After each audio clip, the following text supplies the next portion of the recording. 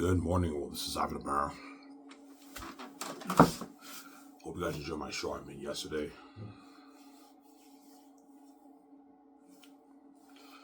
Talking about my book, Zanus, all that stuff. I haven't changed your topic. I don't know. I like talking about my book right now. But, yeah. I like talking about my book.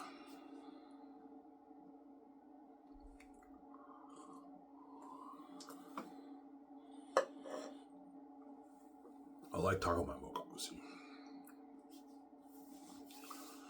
Ivan, show us more. No, I'm not going to show you more. I don't want to spoil the story for you, man. You'll find out what I mean when you read the book.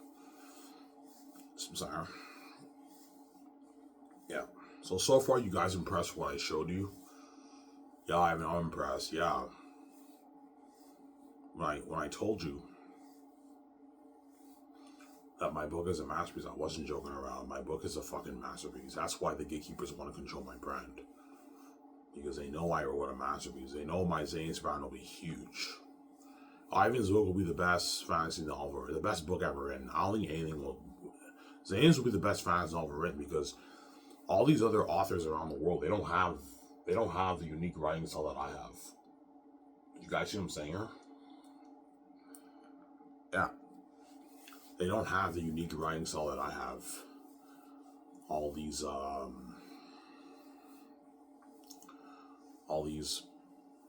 authors around the world. They don't have the heavenly gift that I have, obviously. They're gifted, but they have the earthly gift. They don't have the heavenly gift. That's why there's something about my writing that's unique. It stands out on the page, obviously. Yeah. There's something about my writing that's very unique.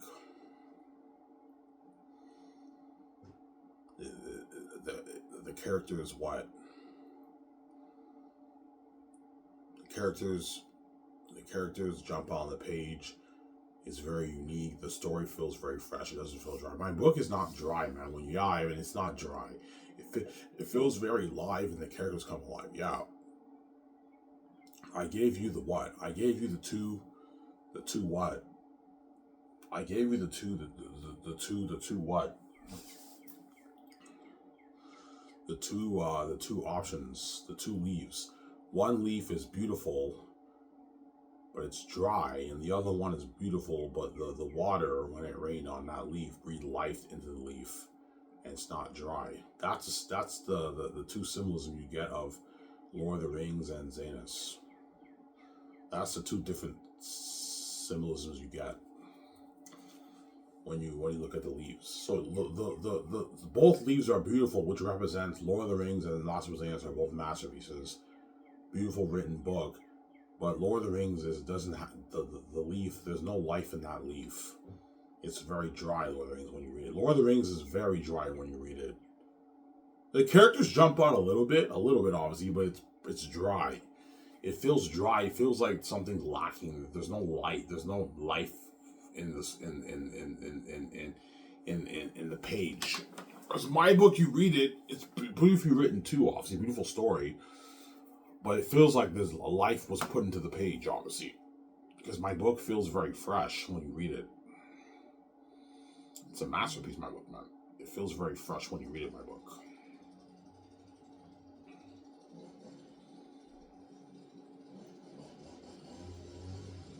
It's a masterpiece. My book, yeah, man. I wrote a masterpiece, yeah, man. Really, Ivan, yeah, I wrote a masterpiece. A cinematic masterpiece, yeah, man.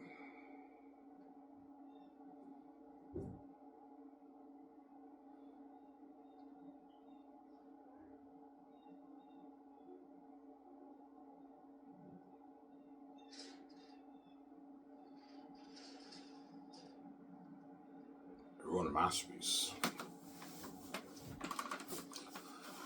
A masterpiece.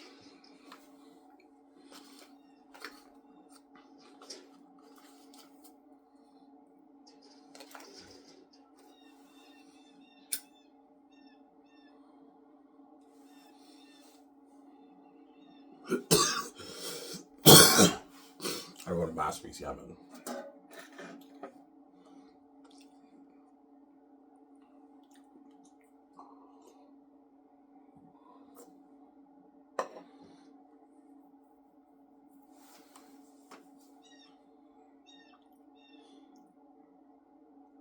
I wrote a masterpiece. My book is a masterpiece, yeah.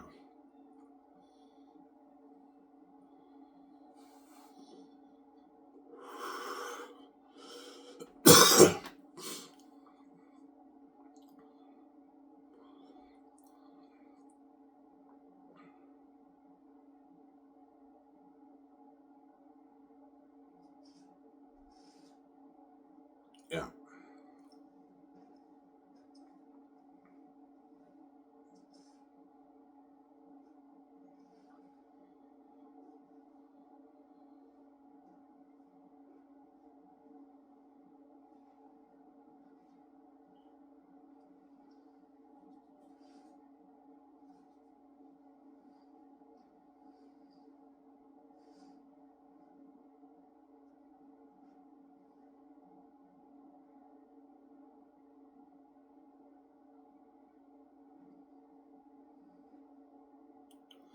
yeah,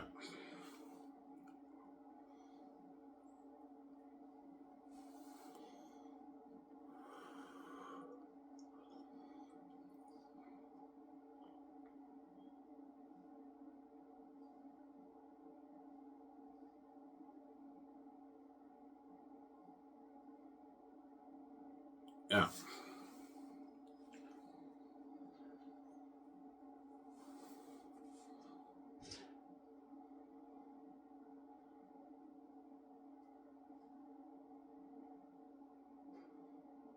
yeah.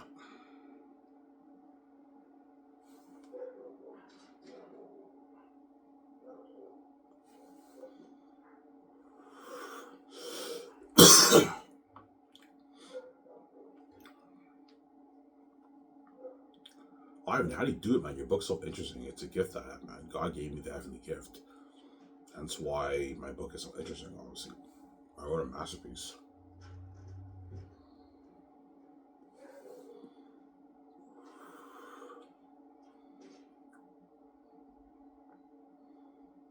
I wrote a masterpiece.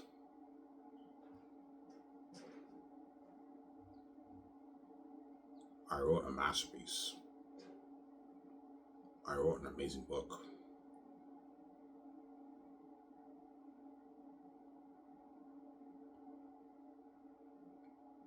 I wrote a masterpiece, my book. Yeah.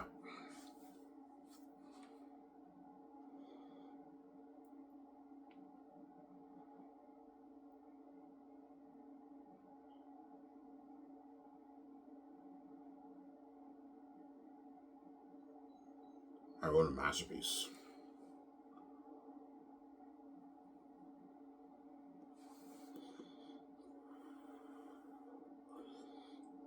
Yeah.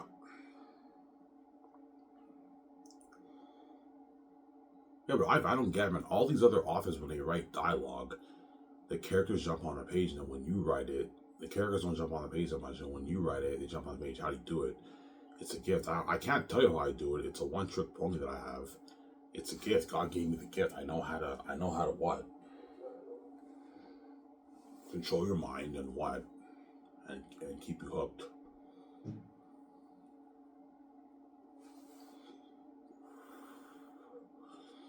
I know how to. I know how to control your mind and keep you hooked. Because I'm a genius. I'm a creative genius. Yeah.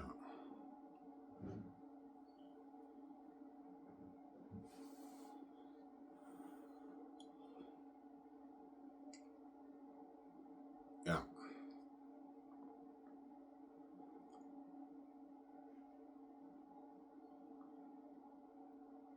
I know how to control your mind and keep you hooked. I'm a genius, obviously.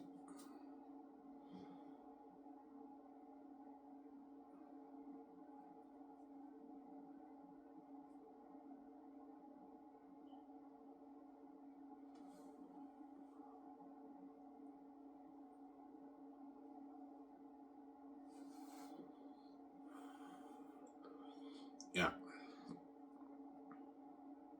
When you lose Zanes when you're king, Ivan, we'll have raving reviews. Yeah. We'll have raving reviews, my book. We'll have raving reviews. My book. Let's make crazy. Critics are going to be calling my book like an entertainment ride of a lifetime. Literary cinematic masterpiece, a page turner. It's crazy, man. They're going to be calling it all that stuff. Yeah. They're going to be calling it a masterpiece. Something crazy, yeah.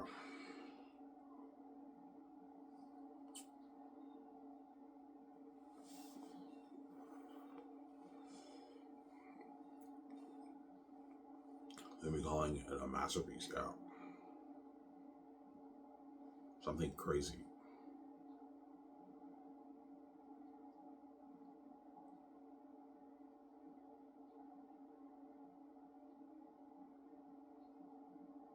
Let me calling it something crazy. Literary masterpiece. My book is sick. It's a sick, entertaining book, yeah.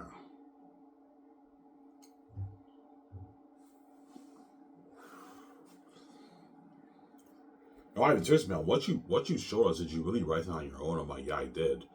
I wrote it on my own, guys, with no help, man. Yeah, man. With all these authors around the world, they have help. They have editors who help them write their book, and their books are what?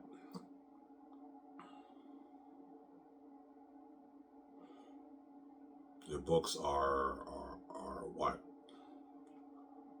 Are entertaining, but they're not as entertaining as my book because they don't have the gift like me, obviously. So Aliens will be the best fantasy novel written when you read it, guys. I wrote a masterpiece, an amazing book. You're looking at a masterpiece, man. An amazing book, man. Yeah, man.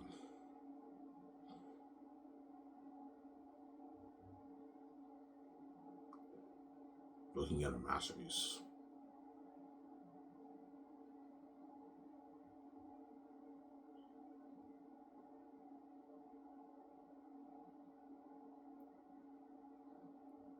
You're looking at a masterpiece.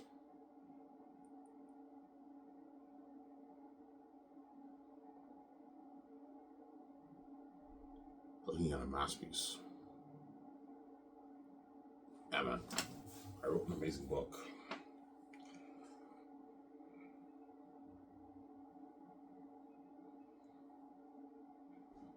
Yeah.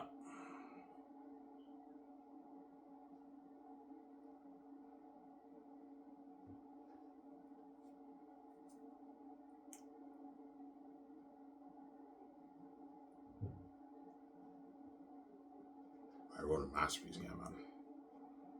Masterpiece.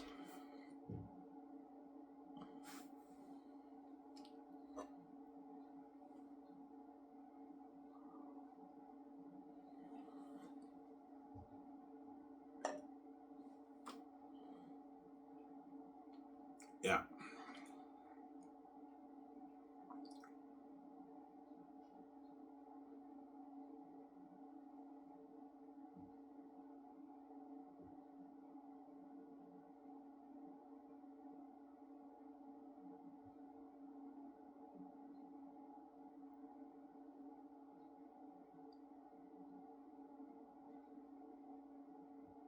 Yeah.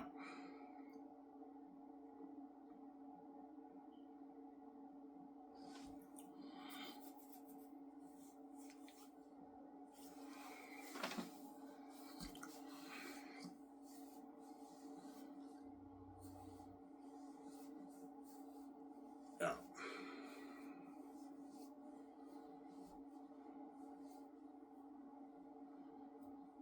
So Volume 3 is when it gets deep. Yeah. Volume 3 is a dark episode in Taki's life. He's facing the devil himself, hence why he's in agony in the end of the volume when you read it. I won't spoil the story for you. He's facing the epitome of evil, devil himself, hence why he's in agony at the end of volume 3. You'll see I mean when you read the book. I wrote a masterpiece. It gets very, very dark, volume 3. Hence why it's my favorite. And hence why what?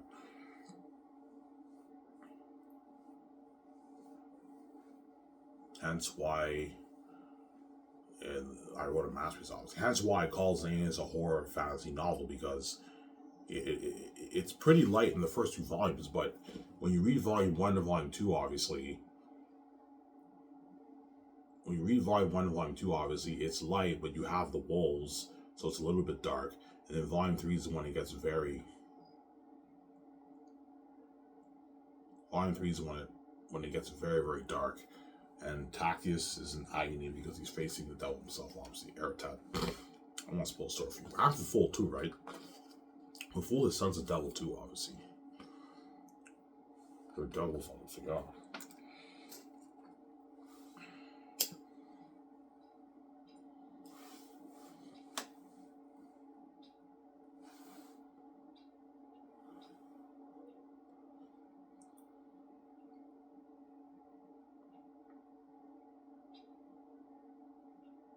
Some sound?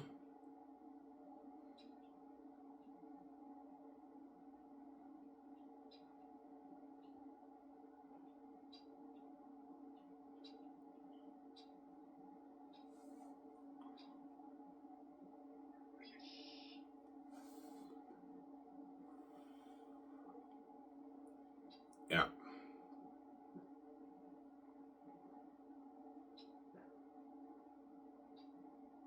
Yeah. Yeah, your book looks sick. Yeah, my book is a masterpiece, man. I wrote a sick book. My book is a highly entertaining masterpiece. It's a masterpiece, man, when you read it. Yeah.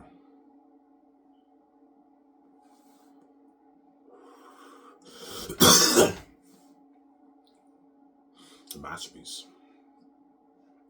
That's why God gave you the keys, Ivan. That way you can open your own door and the gates don't take your money. I know you trip and you have anxiety and you think psychosis. I have a mental illness, obviously. I have psychosis, schizophrenia. What? That way you can open your own door and the gates don't dupe you. That's what I'm saying. Otherwise, if you didn't have the keys, you'd be what?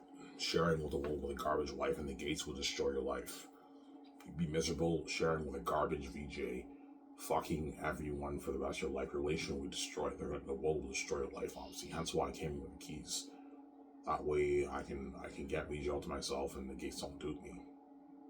Because the gates would take my money and give me the penis, man. They're a consumer. They're heavy. They're never gonna let me VJ be billionaires. They're crazy people. I'm sorry.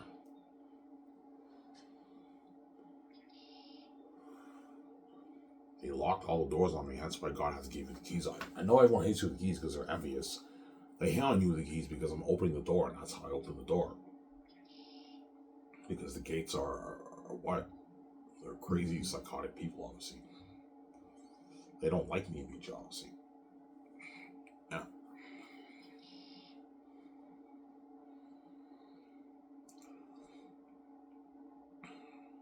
Yeah.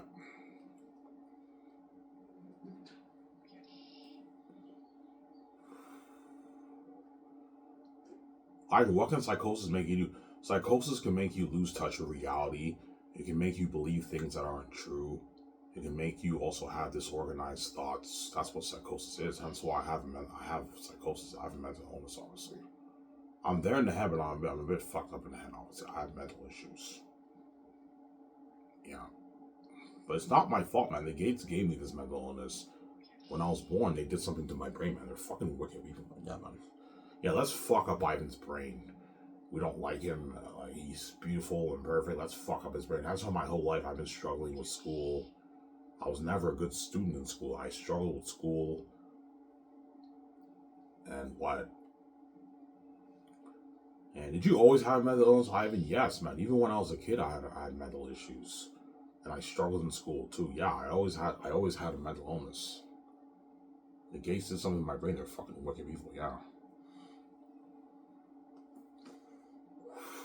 How do you know I did something to your brain? Well, I have a mental illness, and I lost memory of my wife. I didn't know Vijay was my wife. I didn't know I was God. They wiped my memory, so they did something to my brain, obviously, because they're wicked people. They gave me this mental illness, and I'm there in the head, but I'm a bit fucked up in the head. Sometimes I think very psychotic thoughts, And I have disorganized thoughts, and I lose touch with reality. You believe things that aren't true, obviously. Yeah.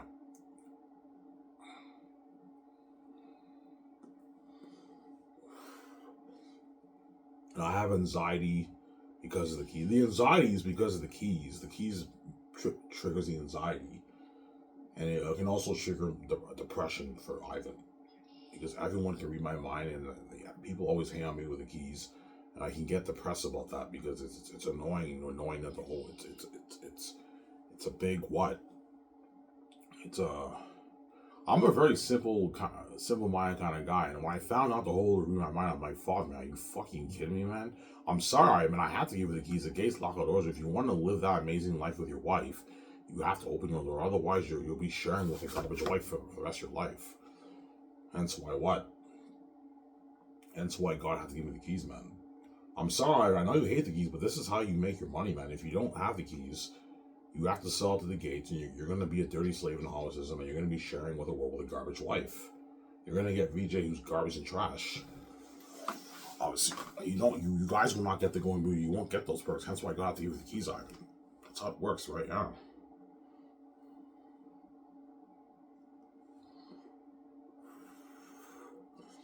Yeah.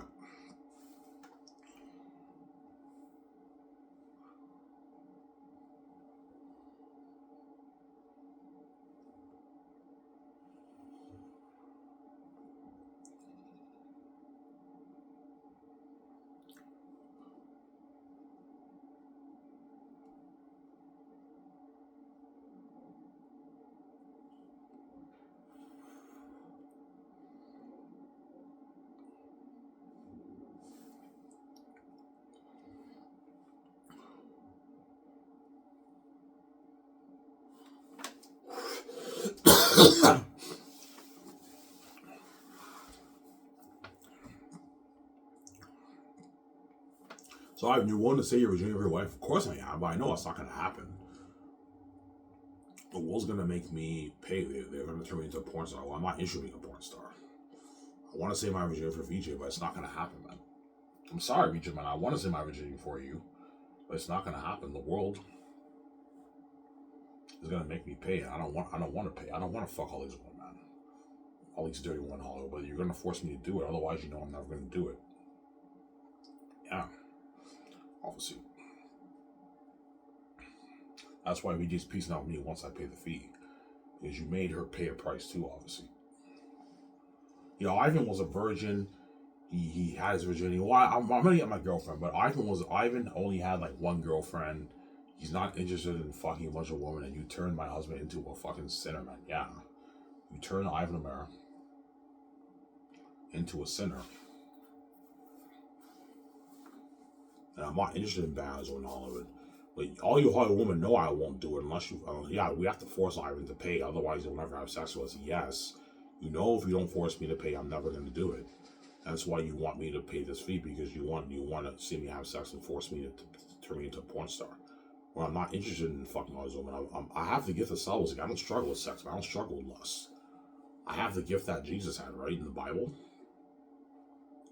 Yeah, I told you the difference between me and VJ. VJ doesn't have a mental illness, but she's a whore. She struggles with lust. When men hit on her and all that stuff, she ends up going home with them and they end up fucking. Me, I don't struggle with lust, but I have the mental illness, obviously. That's the difference between me and VJ. Ivan is a bit fucked up in the head, but he has the gift of celibacy. He doesn't struggle with. I don't struggle with lust, man. Yeah. I see many attractive women, I talk to them, and I just don't. I'm not tempted to go home with them. I prefer to just get my beer and smokes. I go home, I watch movies on TV, and that's it. I don't go out fucking women, obviously.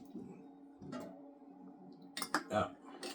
And that's one reason why a lot of people hate on me with the keys too. And VJ also hates me with the keys too, because VJ envies the fact that what? That I'm a loyal man, I don't struggle with lust. Where she's a cheating whore. And she fucks guys every week. I haven't touched one chick in 33 years. Because I have the gift of celibacy that Paul and Jesus had in the Bible, obviously. Yeah. I have that gift, obviously. That's why everyone hates you with the keys, Ivan. They're jealous of. See, Ivan can open his door so easily. He's also a good, holy man. Even though he has mental issues, he doesn't struggle with sex. He doesn't go home fucking women. No, I'm a good man. And that's why VJ also hates me with the keys, too, because VJ knows I'm the good one in the relationship. She's not. Don't hate me, you know what I'm saying?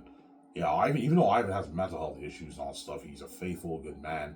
He doesn't struggle with lust. No, I'm 33 years old and I haven't touched one chick in my life. I don't even watch porn. I haven't watched porn in like since 2023, 2024, 2025. We're halfway, almost halfway in 2025. I haven't watched porn once. God delivered me from the pornography addiction, obviously. I was never really addicted to porn, but like I haven't watched porn in like almost 2.5 years. Nor will I ever watch it again because I don't have that lustful addiction anymore. I don't struggle with lust. I can be a virgin for the next 10, 20, 30 years, no problem, obviously. Alright, you're saying you can be a virgin until you're like 50? Yes, man. I can easily be a virgin for the next 17 years, no problem. Because I have the gift of celibacy that Paul and Jesus had in the Bible. That's symbolism in the Bible how Jesus was a holy man. He was a holy, good man. Whereas Victoria Justice is holy, but she's a cheating whore. She loves fucking guys, man. She's a crazy woman, yeah, man.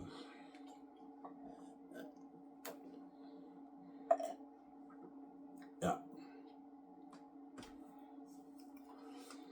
That's why the gatekeepers are wicked people, obviously. They're going to turn me into a sinner, man, when I'm not interested in fucking all these women in Hollywood, man. I'm talking to you, Hollywood, man. I'm not interested in having sex with all you women, man, but you're going to force me to do it. Otherwise, you know I'm never going to do it, obviously.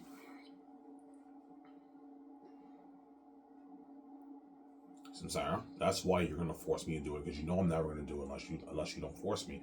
We have to force you to fuck us, otherwise we know we're never gonna get a piece of you. Yes, you know I'm never gonna have sex with you unless you force me to do it. Obviously, that's why you're gonna force me to do it. But I don't want to do it. I'm not interested in having sex with all these women, man. I'm sorry, VJ Miles. I want to say my virginity for you, but it's not gonna happen, man. The world's crazy. They're gonna make me pay. I don't want to have sex with these women, man. Yeah. We know you don't want to have sex with a woman. But we have to force you to do it because what? Because we want to see you have sex. You guys are crazy people.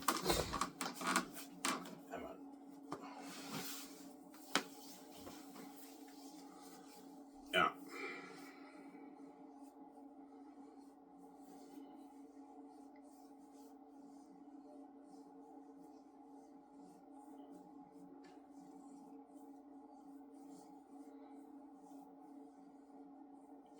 Your book's really a masterpiece? Yeah, my book's a masterpiece.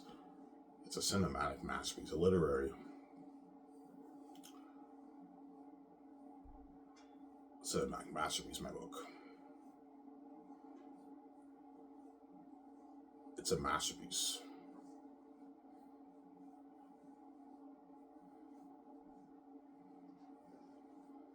A cinematic masterpiece, my book. I mean, that's why the gates won't control my brand. Because they know my book is a masterpiece. A masterpiece.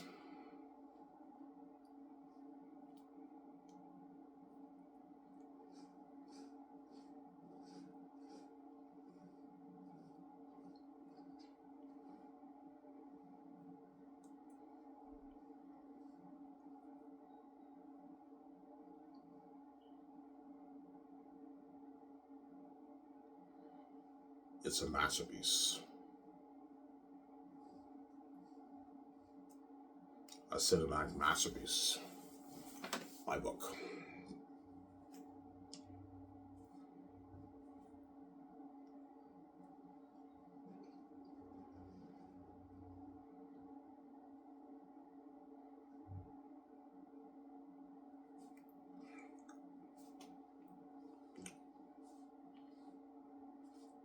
Yeah.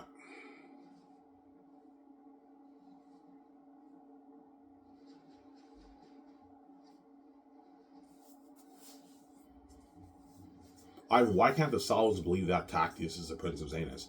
Because Tachys is from the holy. Tachys is from the holy what? He's from the holy heavenly kingdom in the north, obviously. He's a prince of the north. It's hard to believe that that guy would come to the cursed south. That's why the Southerns were shocked that when Takis claimed he was a Prince of Zanes, they just couldn't believe it. Except for Lithia. Lithia has the faith, whereas Eli and Adam don't believe that he's the Prince of Zanes. They can't believe it. Because Tactius is what? Tactius claimed to be a farmer, and all of a sudden he says he's a Prince of Zanes. They don't believe it, and they seize him, and they throw him in a dungeon.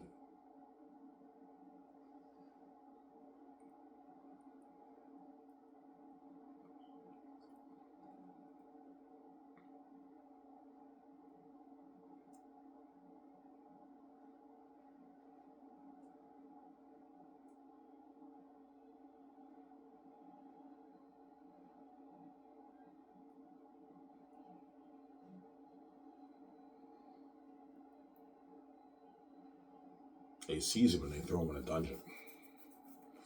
Tactius. They seize him and they throw him in a dungeon. Tactius. That's why what? Yeah. They don't believe it. But Lithia has faith. And Belle believes what Lithia says because Lithia is Belle's best friend, and Belle trusts Lithia with her life. Hence why they believe that Takis tell the truth. The other guys don't believe, obviously.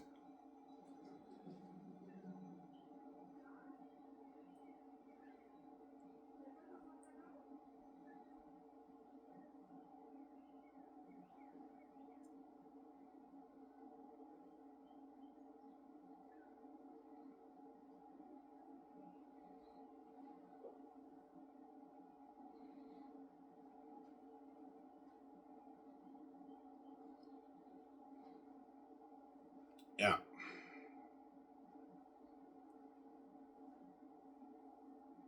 That's why I wrote a master. My book is sick, man. You'll find out when you read it, guys. You'll find out what I mean when you read it, guys. You'll find out what I mean when you read it, obviously.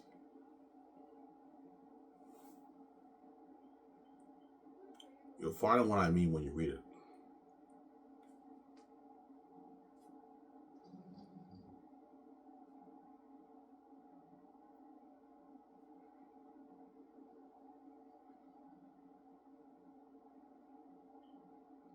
You'll find out what I mean when you read the book. I wrote a masterpiece.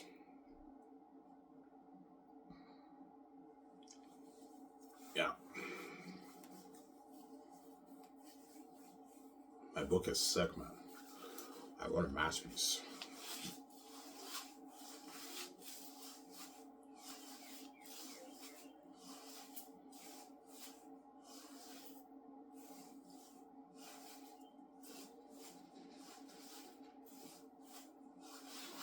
Yeah, man.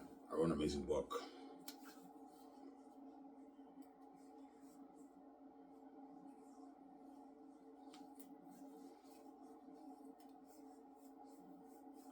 Yeah.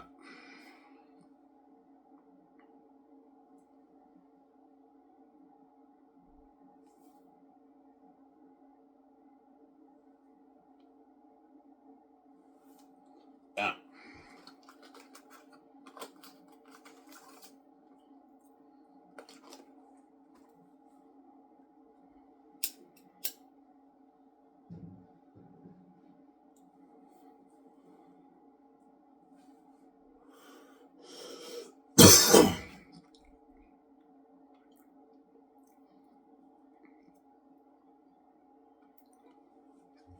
Yeah.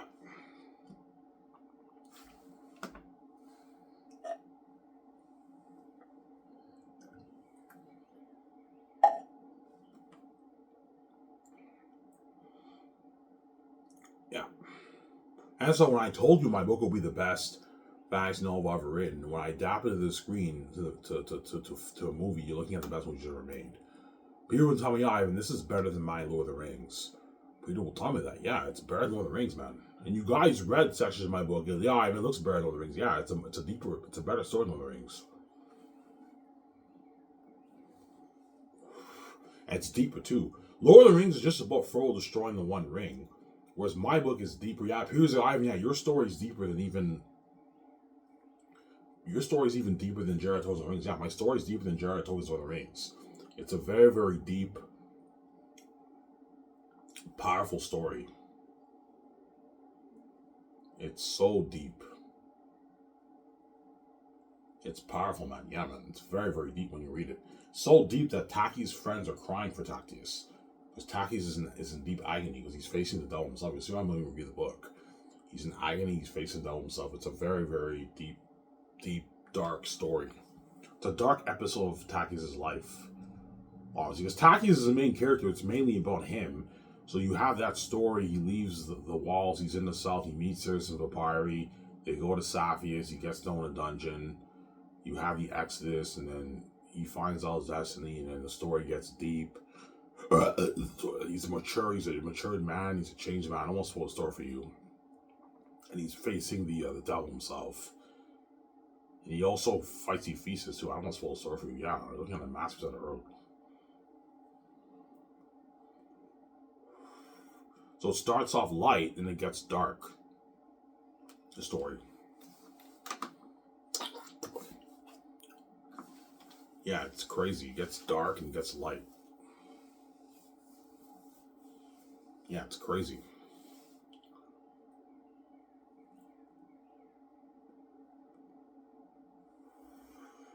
It's a masterpiece that I wrote. Your book looks sick. I know. I want a masterpiece. Alright, seriously, man. Everything you show us, I'm impressed, Ivan, man. Your book is fucking entertaining. I know. It's an entertaining read, man. It's a sick book.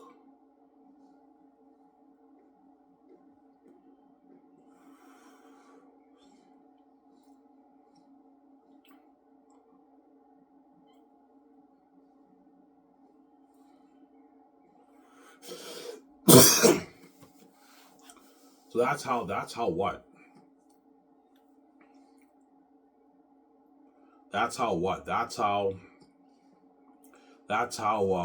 So Tacitus has sympathy. Yeah, once Tacitus gets thrown in the dungeon, he no longer really looks down on Southerns. He has more sympathy for them.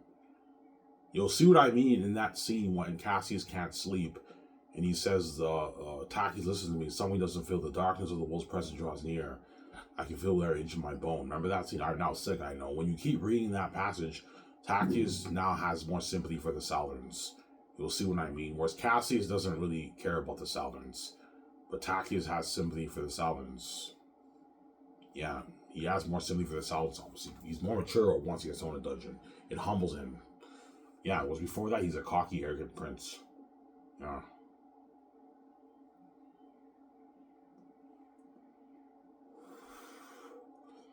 Yeah. Again, a master that wrote a masterpiece. A masterpiece that I wrote. You'll see how we really are. Your book looks sick. I know, I wrote an amazing book, man. A masterpiece, man.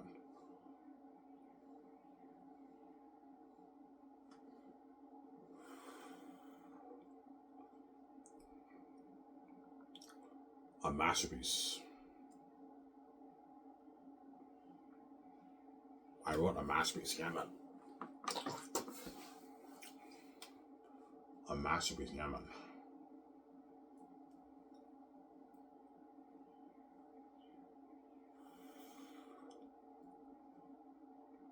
Yeah.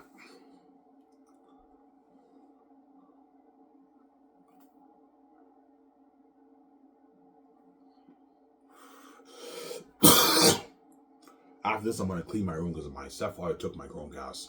And I want my Chromecast back because he fucking took my Chromecast, yeah. Obviously.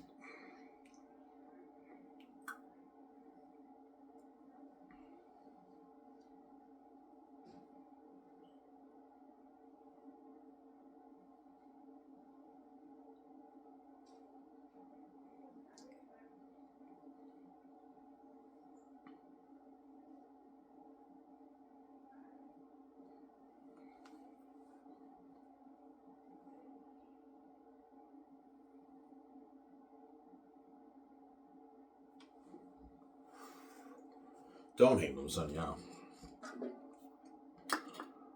Yeah. People tell me, yeah, man, Ivan, like, if you put $2 million towards this kind of story, you're looking at a masterpiece. I know you're looking at a what? A cinematic masterpiece, man. The best movie ever made. And I showed you guys this in my book. You guys don't understand why my movie, yeah, Ivan, your book looks fucking interesting. It looks like an interesting story. Yeah, it's the best story ever told, man. The best fantasy literature ever written. It's the best fantasy literature ever written. It's a cinematic masterpiece. My book. It's an amazing book, my book. It's a masterpiece.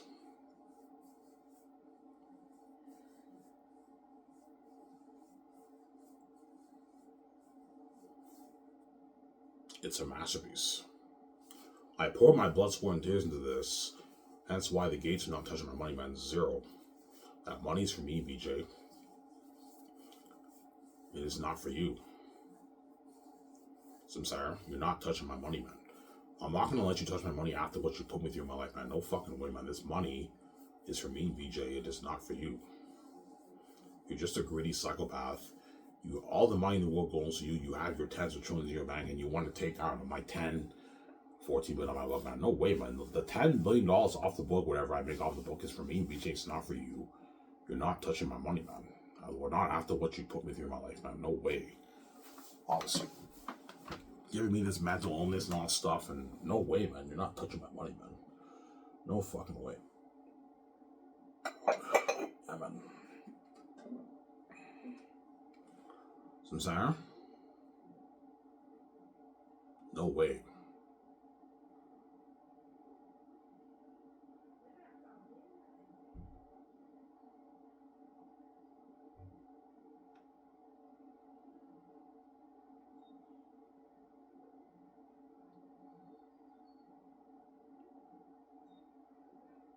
No way, man.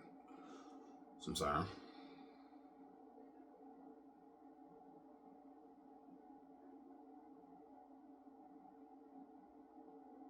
No way.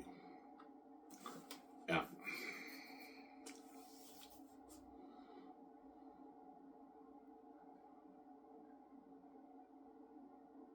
Yeah.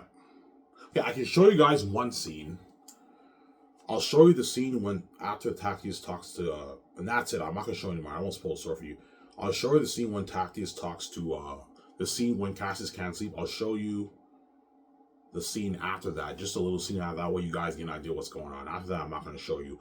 This shows how Tactius now has sympathy for the Southerns, whereas Cassius doesn't really care. He doesn't really care about the Southerns. All he cares about is what is fighting Tactius, obviously.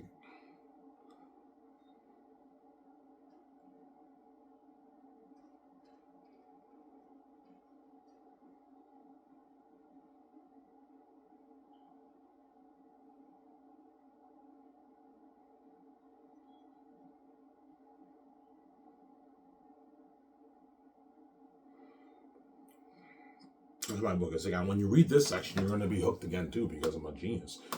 When I tell you my whole book is entertaining, guys, I'm not playing around. The whole thing is constant entertainment. Hence why when I release my book, it'll be a public embarrassment in the industry, obviously.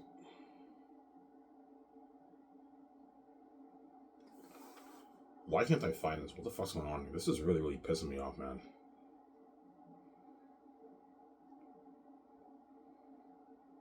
I won't show you the can't sleep tactics. Unless you guys want to read that part again, I can show you it again if you want.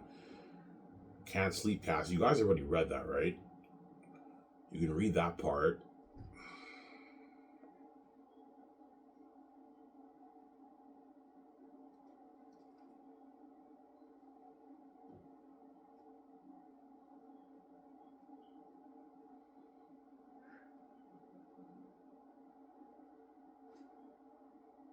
Okay, I found it.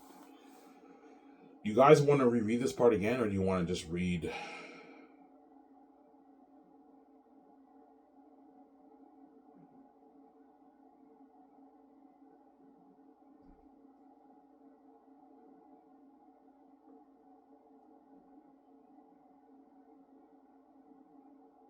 Okay, I'll show you. I'll show you this part. You can read it, and that's it. This part here, when he's like, I know it, that you guys already read that part, right? And then I'll show you this scene here, and that's it. You can read that. Pause and read it.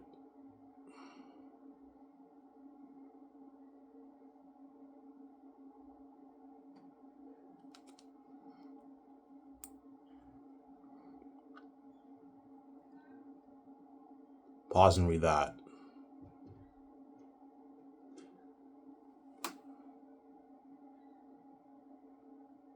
Yeah.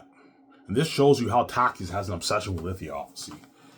You read that scene, Cassius is like, he's like, we're leaving today. He's like, what about my friends? Like, okay, Sirius and Empire, they can come with us. And he's like, what about the Sellers? And Cassius is like, look, man, they're not our problem. Yeah, because Cassius, even though he has sympathy for Selvins, he doesn't really care about the Selvins. All he cares about is finding Takis, his cousin, obviously. And Takis is like, no, I can't leave Lithia. And he's like, you mean Eli's daughter? Yeah, I'm now sick. I know you're already clarified your feelings, Takis. We don't have time for this. You know what I'm saying? He's and I'm saying, yeah. Obviously, what you read there, right?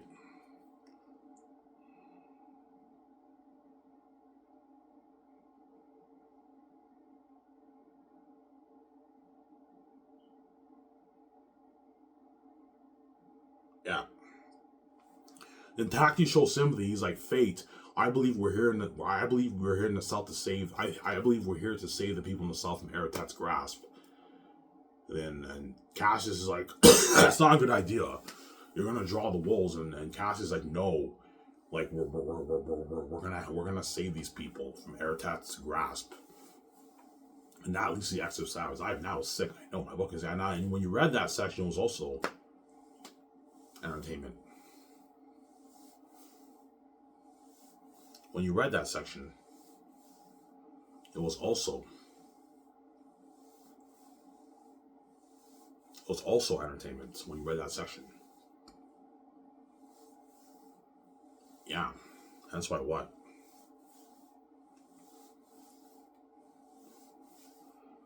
Yeah.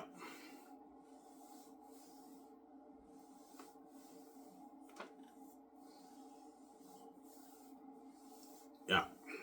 God, your book is sick, I know. I wrote a masterpiece, yeah, man.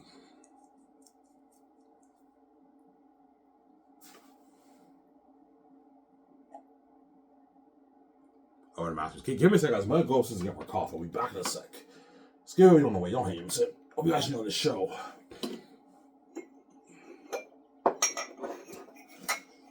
I have a lot of cups in my room, so.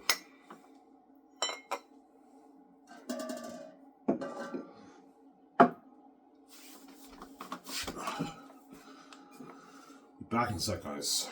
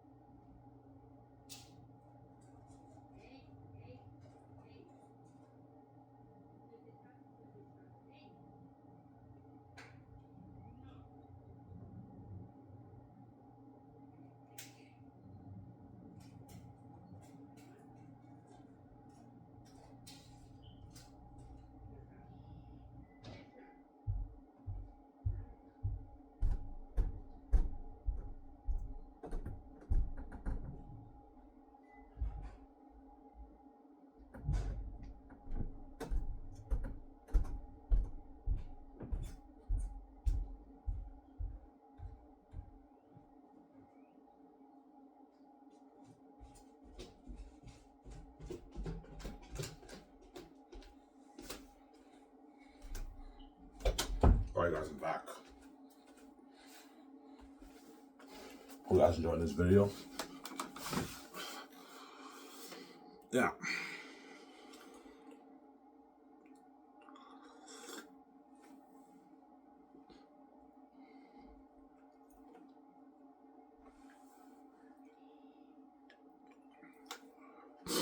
Forgot to put semen on this. Give me a second, guys.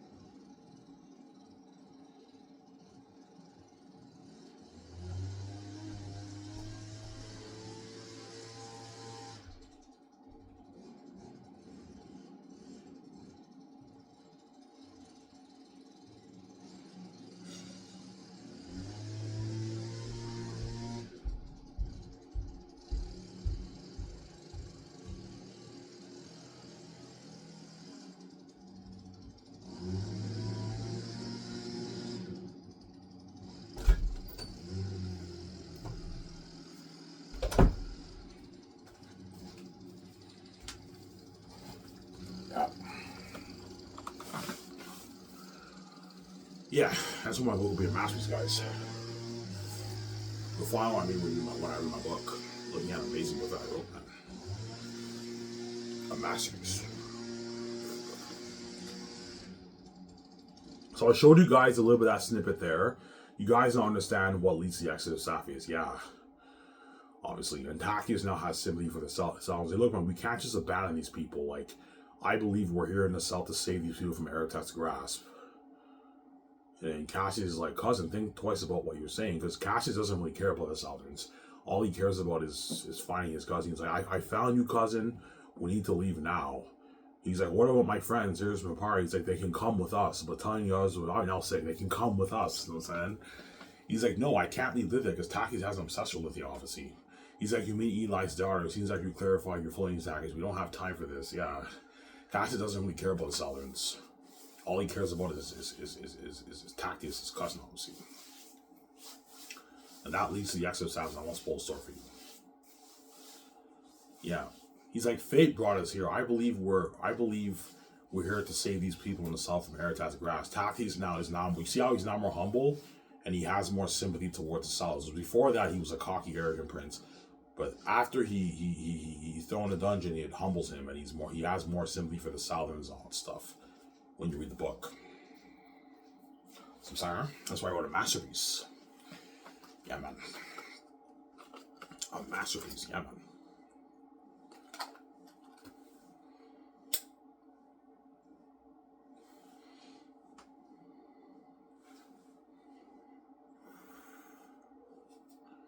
I have like no money in my bank, man. I have enough to just get a pack of smokes and I have my cans. But tomorrow I get paid at Dinty's. So I'll pick up my check at Dinty's, obviously, tomorrow. Obviously, but I'm gonna have to start saving my money because I owe the government $800. I have to pay that off. I also got to save $2,000 and get my book proof right because Zanus is the last hope for me and Regent to be together, man. It's the last hope. Yeah, Zanus. It's the last hope for me to be game. But sweetie, I did it. I wrote the book. You're welcome, sweetie. I wrote the masterpiece, and I own the IP. The IP is mine, and I'm not selling to the wicked families. I'm not selling to you wicked people. I want my freedom, my wife, and you're not touching my money, man. It's my money. It's not yours. Let me bowl the gates. You're not touching my money, man. It's my money. It's for me, VJ. It's not for you. Yeah, the gates are fucking greedy. They all the money in the world goes to them. And you want to take, I don't know, me and VJ's $10 billion because you're fucking greedy, man. No, like the $10 billion to make off the book, you're not fucking touching, man. That's my money. You're not touching my money, man. You have your trillions around the world. You're just a greedy psychopath, man. Yeah, you're not touching my money. You have a greed sickness whereby all the money in the world goes to you and you won't let me make money as one. And you also want to take on money too because you're fucking crazy, man. gatekeepers are fucking greedy psychopaths. He's like, yeah, they're greedy. Yeah, like if VJ sells out, you won't even let her be worth $100 million because you have your psychotic envy towards us. And when I write my fucking masterpiece, you know it's the best story ever told. My masterpiece. You want to take on my $10 billion on my left hand? No, man, you're not taking any money on, but zero. That money's for me, VJ. It's not for you. I know you can't stand the fact of me and VJ being billionaires and controlling our money and all that stuff. Yeah, you have your money. This money's mine. It's not yours.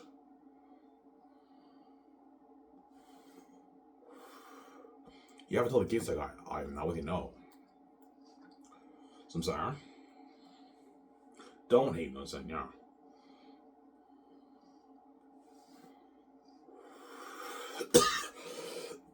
Yeah. How much do you think you'll make off your masterpiece book? Probably 10 to 14. I don't think I'm going to make 20. I'll probably make my 10 to 14 billion off the book. Maybe 10.7 billion bucks I make off the book, maybe. Yeah. Well, I mean, VJ's like, I have now as much you make off your book, by the way. Your amazing book. I'm like, I made like $10.7. You make $10.7 off your book? I'm like, yeah. She's like, holy shit, that's a lot of money, Ivan. Yeah, we can live a life with that money. We can start our own film studio with that money. Yeah, with 10 billion bucks, I can start my own film studio. I can fund Zanes for $2 billion. And we're gonna make our money back. We're gonna make, I don't know, our $6-7 billion off the movie. Good investment, obviously. And Zanes will be the best story ever told, the best movie Joe's ever made. She's like, Ivan, I can't wait to play the role of Olivia. Ivan, I know VJ. She's excited to what? To play the role of VJ. VJ, yeah. Once I meet her, obviously, right?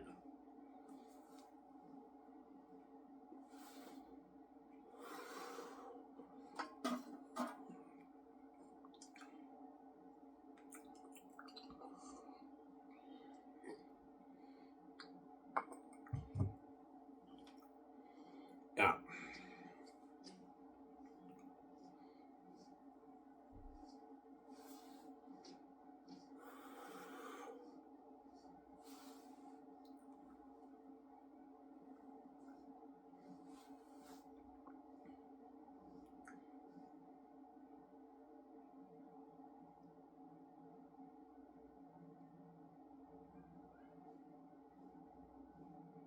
Yeah.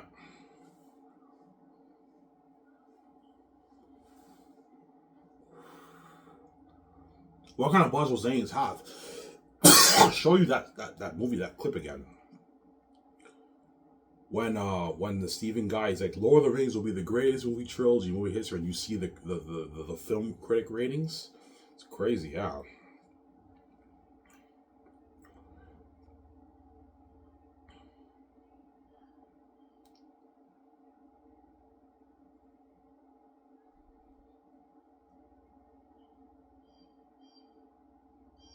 I'll show you this clip again, guys. Is this the movie you set out to make? People don't realise really how close this film came to not happening. Lord of the Rings is without a doubt the greatest trilogy in movie history. Hey, see? What's amazing about it is that you have made 3 films in one. They've taken a gamble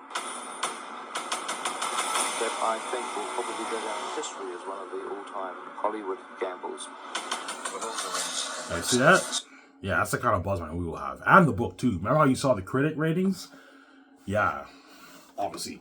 It will not be in the public eye, but it will be behind the scenes. The book critics behind the scenes are going to be giving my book raving reviews like it's a literary cinematic masterpiece, it's a page turner, it's an entertaining ride of a lifetime. It's an epic, horror, thrilling, fantasy, adventure. Like, it's crazy. And the movie will even have crazier buzz because I'm bringing the world to life. Yeah. Critics will be giving my book like a 10 out of 10, 9.8 out of 10 because it's a masterpiece. And it's such an entertaining story, and it's a page turner. Like, this is like the best fantasy book ever written, yeah. The best book ever written in history. No book will be as good as Zanes. Because all these authors who wrote books throughout the decades, they don't have the heavenly gift that I have. There's something unique about my book that stands up in these books. It's not a normal book. It's very unique, and the characters jump on the page, and you're just constantly hooked reading it. Where these other books, they feel normal compared to my books. Hence why once I release my book, it'll be like a letdown in the industry. All these fantasy fans who read all these other books, they feel what? They feel let down. Yeah, like, even though these books are pretty good, they're not Ivan's book. Ivan's kept me way more entertained, these authors. How the fuck does Ivan do it? I don't know.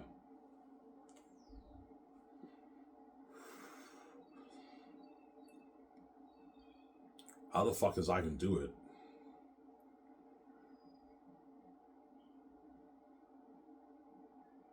How does Ivan do it? Yeah.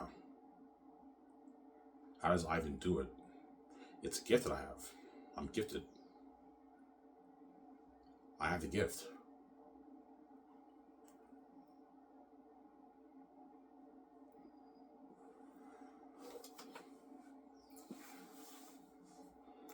I have the heavenly gift, obviously.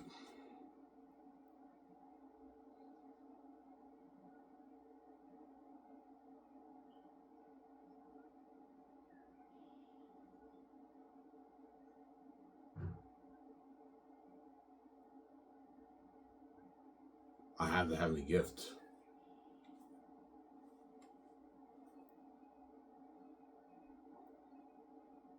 I have the heavenly gift, yeah.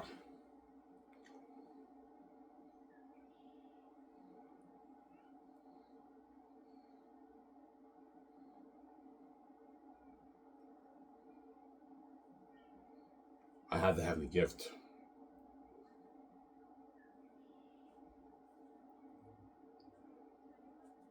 I have the heavenly gift, yeah.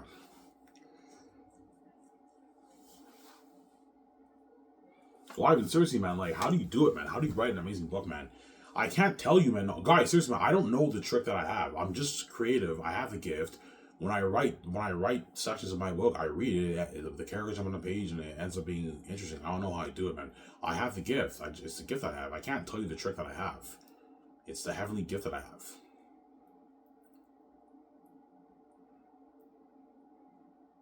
I have the heavenly gift.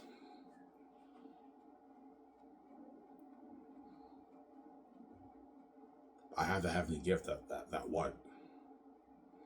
That these other authors don't have. These other authors are gifted too, but they have the earthly gift. They don't have the heavenly gift. I have the heavenly gift that they don't have because I'm gifted. I have the heavenly gift that they don't have because I'm gifted, obviously. I have the gift from the heavens. I'm gifted, yeah. I have the gift from the heavens. I'm very gifted, yeah.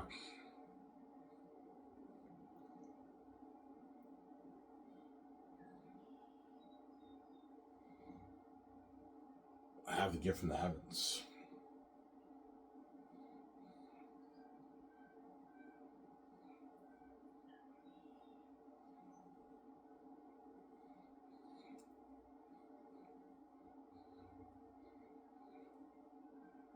Why? You really think Zanes will be the best? I think Zanes will not only be the best fan novel written, I think it'll be the best novel ever written. Because I'm telling you right now, guys, when you read all these other novels, there's something about these novels that are not my book. My book is very unique. The story is very unique. The characters jump on the page. It's a unique world. And it's so entertaining. No author kept the reader entertained the way Ivan did. Ivan's book is highly entertaining when you read it. No, Ivan, seriously, man, is your whole book like that? Yes. My whole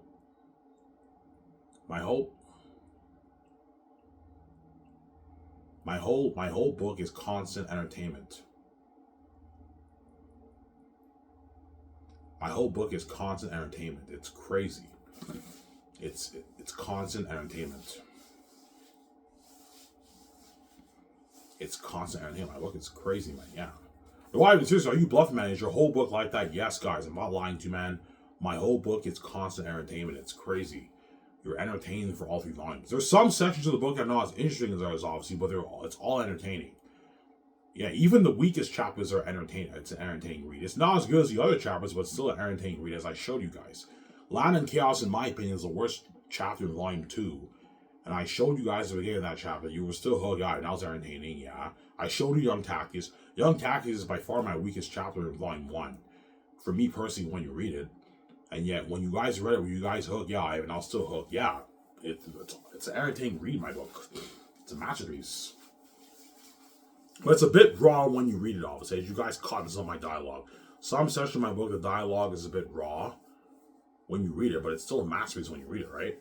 It's an amazing book. Yeah.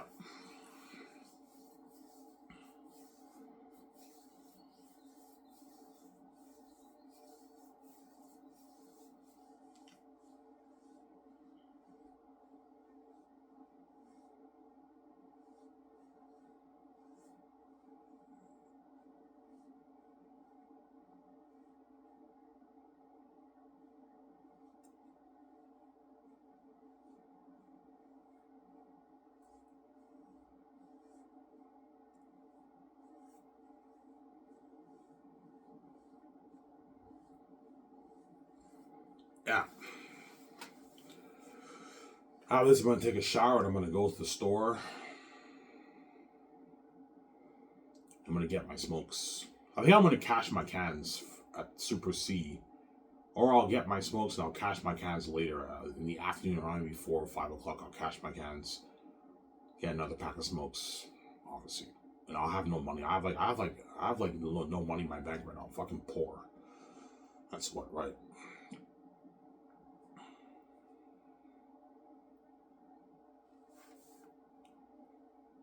Yeah.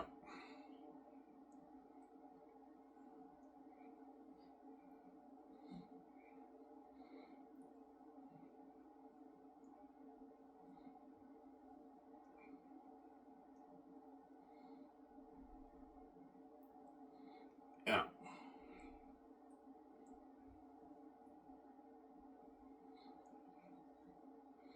That's why I've been bragging to you guys for years, saying how my book is better than Lord of the Rings, Way of Kings, and now you guys believe, yeah, I see what you're saying. Your book is, there's something about your book that's unique. It feels different from these other authors, and your characters constantly jump on the page. Yeah, they jump, but they feel so real, my characters, when you read the book. I know how to make them jump on the page. I don't know how I do it. It's a gift I have. I know how to make them jump on the page. When you read these other books, the characters don't jump on the page the way my book does. They jump on a little bit, but not like my book. They feel dull when you read those books. The characters. Samsara. Yeah. When you read the book. I wrote a masterpiece.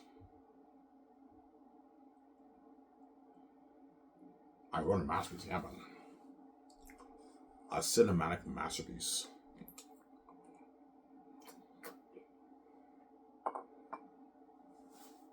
Yeah, man.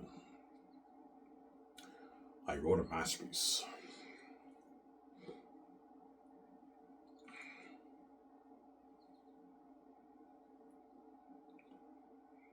Really, Ivan, yeah, man. I wrote a masterpiece, man. A cinematic masterpiece. Yeah, man. I'm gifted.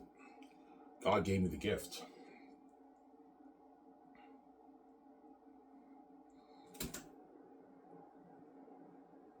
Yeah. God gave me the gift, man. This is the gift, obviously.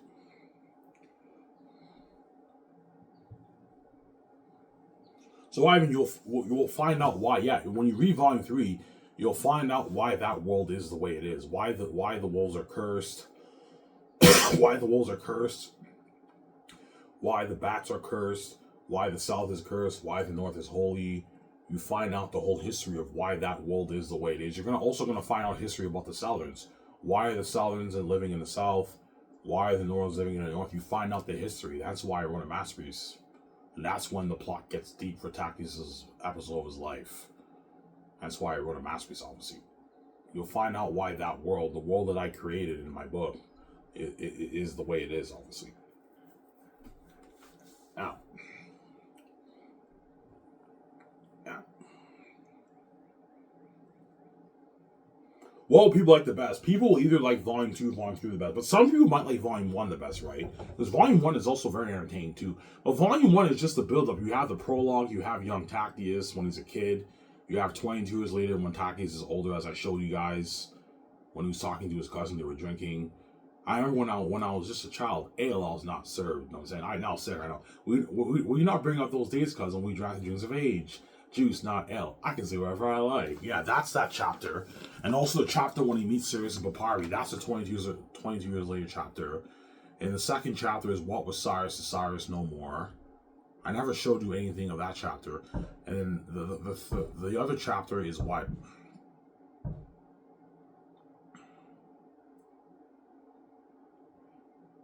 The other chapter is In Search for the Prince. And I showed you snippets of that when Cassius and Tacitonius were talking to Cleo, Sebastian, and Francis. That's the 4th chapter of the book. I'm saying? When you read it. Yeah. That's the 4th chapter of the book, obviously. That's the last chapter. What's your favorite chapter? My favorite chapter is either 22 Years Later or In Search for the Prince. When Cassius and Tacitonius are talking to Cleo, Francis and Sebastian the Salvadors. That chapter is arguably the best one. Or you can argue 22 Years Later is the best one with yeah. Obviously. Volume 1 is very good too, but it's the build-up, right? Like, it's the build-up of the story. Whereas Volume 2 is when, like, Tacius and Sirius and Empire meet the Salvadors and Saphius. That's when it gets interesting, and then Tacius gets thrown in a dungeon. Tacitonius and Cassius get captured. You have the politics going on in Xanus about the missing prince secret. Like, Volume 2, in my opinion, is better than Volume 1. And Volume 3 is when it gets dark and the story gets deep, and it's a powerful story. That's why I like Volume 3 the best. But some people might like Volume 2 better. You can argue Volume 2 hooks you more, but Volume 3 wows you more with the spectacle. Hence why you can argue Volume 3 is better. You can also argue Volume 3 hooks you more too. It just depends on your... Yeah, you can argue Volume 2 has more of the hook, but Volume 3 has more of the big climaxes and the spectacle. That's why I like Volume 3 the best. But you can also argue Volume 3 has more of the hook. It just depends on how the art hits you, obviously. I personally like Volume 3 the best, but some people might like Volume 2 better or Volume 1 better. It just depends on your taste, obviously, right? Yeah.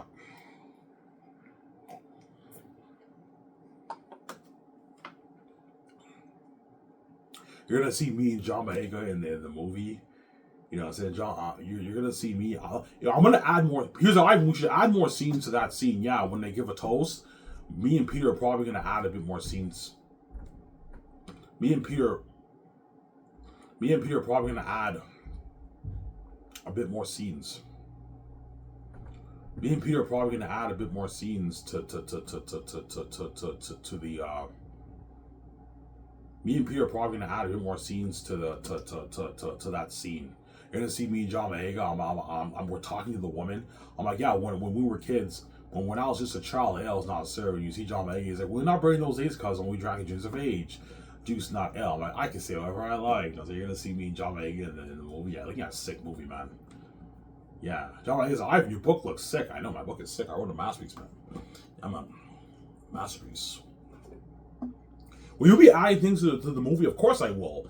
I'm going to be adding things to the movie and changing quite a few things, obviously. But I'm going to tell Peter, we need to follow the DNA of the story. Don't make drastic changes and contradict the plot of the story. Because Peter might want Lithia and, like, Mary Bell to fight. I'm like, Peter, don't do that. You're going to ruin the story.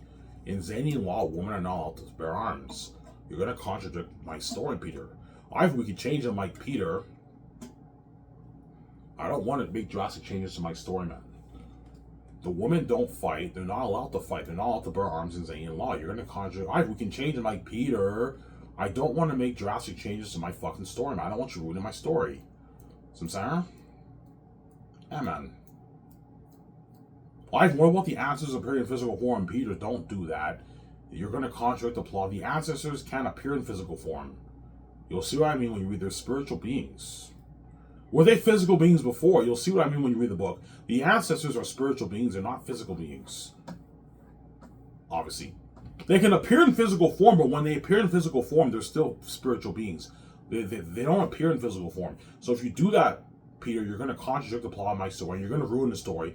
Because it's Tactius' story. It's not about the ancestors. It's about Tactius. It's about Aratat and Tactius and Ephesus and all them. It's not about the ancestors. You'll find out when we read the book. It's their story. It's not the ancestor's story.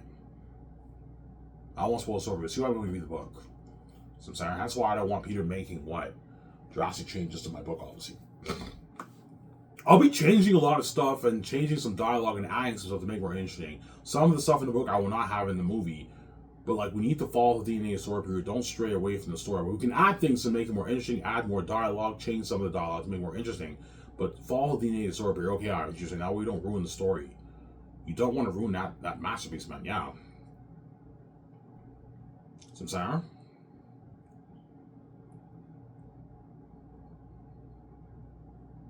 Yeah.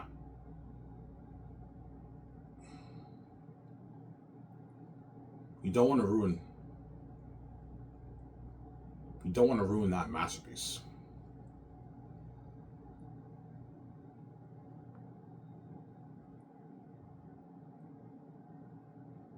You don't want to ruin that masterpiece, I'm sorry.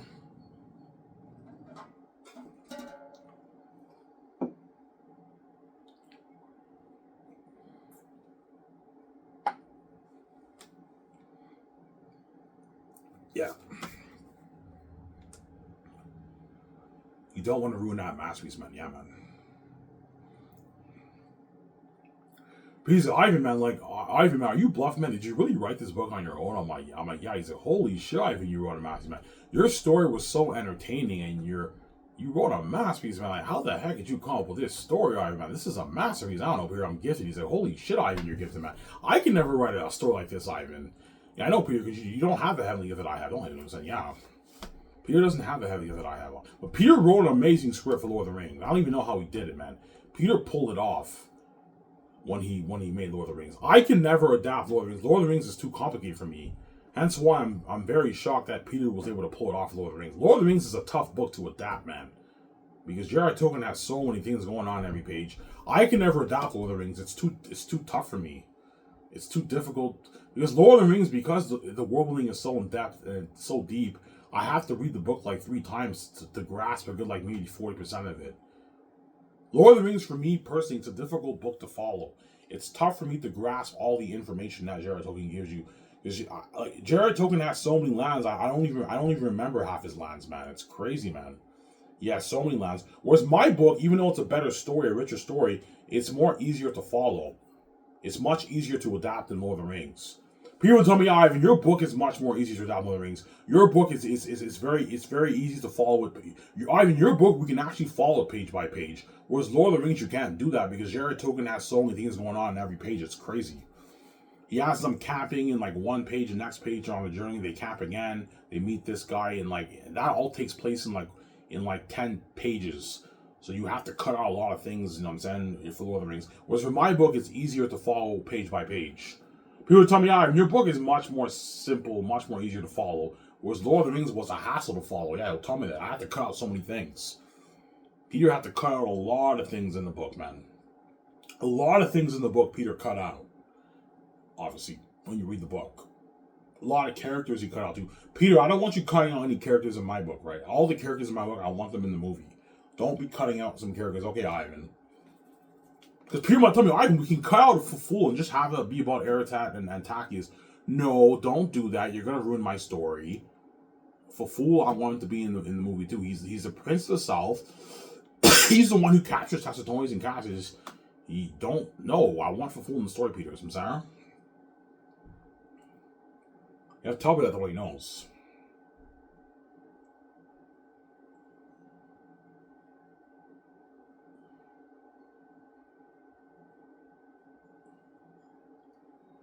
Yeah.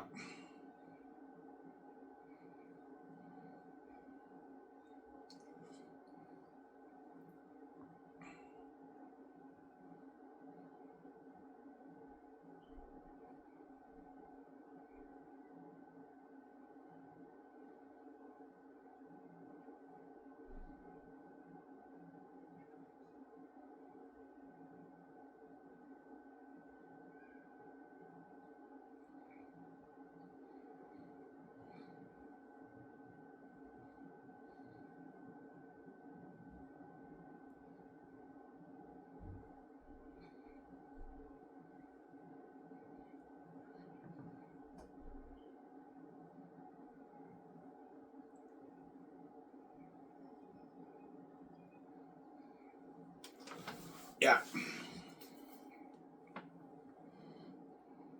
So now I understand that, yeah, the end of Volume 2 that I showed you, the continuation of that scene, Cassius wanted to take Tacitus and leave, and Tacitus is like, what about my friends? He's like, okay, they can come with us, but telling the others will just draw too much attention. He's like, no, I can't leave Lithia, because Tacitus has an obsession with Lithia, obviously. And Cassius is like, it seems like you already clarified your feelings, Tacitus. You don't have time for this. Yeah, I'm now sick, I know. You know what I'm saying? He's like, look, I made a promise to Sirius and Papyri. What do you mean by that? You will see what I mean when you read what was Cyrus to Cyrus no more. I didn't show you that chapter. You'll find out why. It'll tie into that passage when you read that chapter. I almost full story for you. I'm sorry.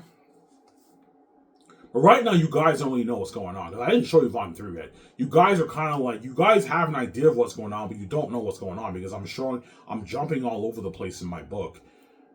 But were you guys impressed from what I drive? And I was impressed. Everything you show us is entertaining. Yes, man, my book is constant entertainment when you read it. It's a masterpiece. Yeah. And Taki's like, I believe fate brought us here. He's like, luck. He's like, no, fate brought us here. I believe we're here to save these people in the South from Aratat's grasp. Taki's finally has this sympathy for the Southerners. Once you see how now he's more mature, he has more of a sympathy towards the Southerners. Whereas Cassius doesn't really care about the Southerners. He's like, look, man, like Taki's, I found you. You're too important. We need to get out of here. He's like, what about my friends? Okay, Sirius and Papyri, they can come with us, but telling the others will draw too much attention. And Cassius is like, no, like, what about Lithia? He's like, you mean Eli's daughter? I'm now sick. It seems like you already clarified your feelings, Takius. We don't have time for this. I'm now sick, I know. Your book is sick, I know. I wrote a masterpiece, man. It's a sick book, man. It's constant entertainment. Yeah. So Takius likes Lithia. Yeah, he likes her a lot. He has an obsession for her. That's why he's like, no, I can't leave Lithia. Yeah. And Cassius is like, you mean Eli Zara? Takius, we don't have time for this. You're too important. You're the Princess Angels. We need to get out of here. He's like, you can bring your friend Sirius and Papyri. He's like, what about the Southerners? We can't just abandon these people. He's like, they're not our problem. Yeah, because the Northerners don't really care about the Southerners, right? As I show you in that passage, obviously. Cassius does have a little bit of sympathy towards the Southerners. He told Takius they can come with us. Like, Sirius and Papyri can come with us. But he's like, these Southerners, forget about them. They're not our problem. You're what's important, Takius. He doesn't really care about the Southerners. But Takius now has his sympathy towards the Southerners. He's like, no, we can't just abandon these people. He's like, I believe we're here to save these people in the South from Aratat's grasp. That's why looking at a match that I wrote, obviously. What happens to all those people when they journey to the mountains? I don't want to spoil the story for you. You'll see what happens when you read the book. That's why I wrote a masterpiece. When they're in the caverns with demon and bats, I won't spoil the story for you. You'll see what happens when you read Volume 3. That's why I didn't show you Volume 3. That's why my book is sick, yeah. Yeah. And that passage that you read today, that leads to, they have this meeting, obviously. I won't spoil the story, but that leads to the, when you read later on in the chapter, that leads to the hostile crowd that I showed you, right? That's like a good, 10 pages after that, what you read there. 10, 12 pages after what you read. Yeah. It leads to the the speech in the stadium, in the Safia Stadium. That's why I wrote a masterpiece. Yeah, constant entertainment, my book. It's crazy, man. Every page, every chapter you read, you're hooked. There's some pages that are not as good as ours, obviously, when you read it. But most of it is highly entertaining literature. It's crazy, man. My book is a masterpiece. There's a reason why the Gates want to control my brand. But zero, man. You're not touching on my money. That money's for me, VJ. It is not for you. You're just a greedy pig, man. You're not touching my money. Yeah, man.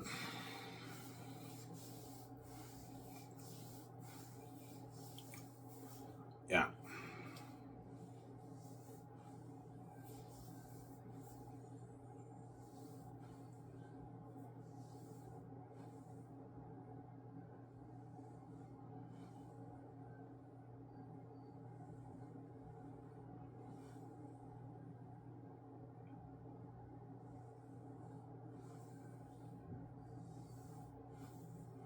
Yeah. Alright, now it's sick, I know. Fate brought us here. I believe we're here to save these people in the South from Aratat's grasp. Yeah. And Cassius like, cousin, think twice about what you're saying. Yeah. Why did Cassius say that? Because the reason why Cassius said think twice about what you're saying, because he knows the Northerners don't like the Southerners, obviously. And he knows the what? Like, saving the Southerners will just draw too much attention, obviously, for the Wolves and all that stuff. And that's why Cassius doesn't really care about the Southerners. All he cares about is Takius, getting his cousin out of there. He's like, now I found you. He's like, we need to leave today. He's like, what about my friends? Okay, your friends, they can come with us. They can come with us.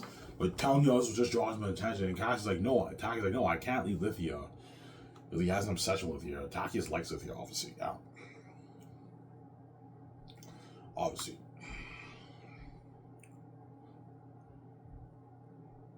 Yeah. So Takius now has more of this sympathy towards the Salons. You'll see what I mean. Once Takius gets released from the dungeon, I almost spoil it for you. It humbles him, and he now has a bit more sympathy towards the Salons. He's no longer that cocky, arrogant prince. Him being thrown in a dungeon humbles him, obviously. And he now has a bit more sympathy towards the Salons. He's more mature, as you guys read in that passage, right? Obviously. But Cassius, even though he has a bit of sympathy towards the Salons, he doesn't really care about the Salons. Obviously. That's why he's like, okay, Sirius and Papyri, they can come with us, but telling the others will just draw some attention. Forget about these people. We need to get out of here, Taki. He's like, they're not our problem. Yeah, because the Northerns don't really care about the Salons, obviously.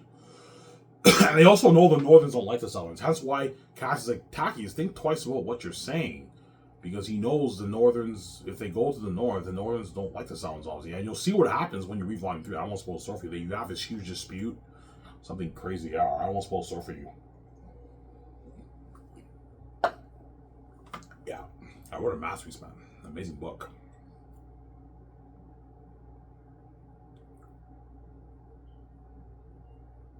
I wrote a masterpiece. An amazing book, man. Yeah, man. A masterpiece. An amazing book.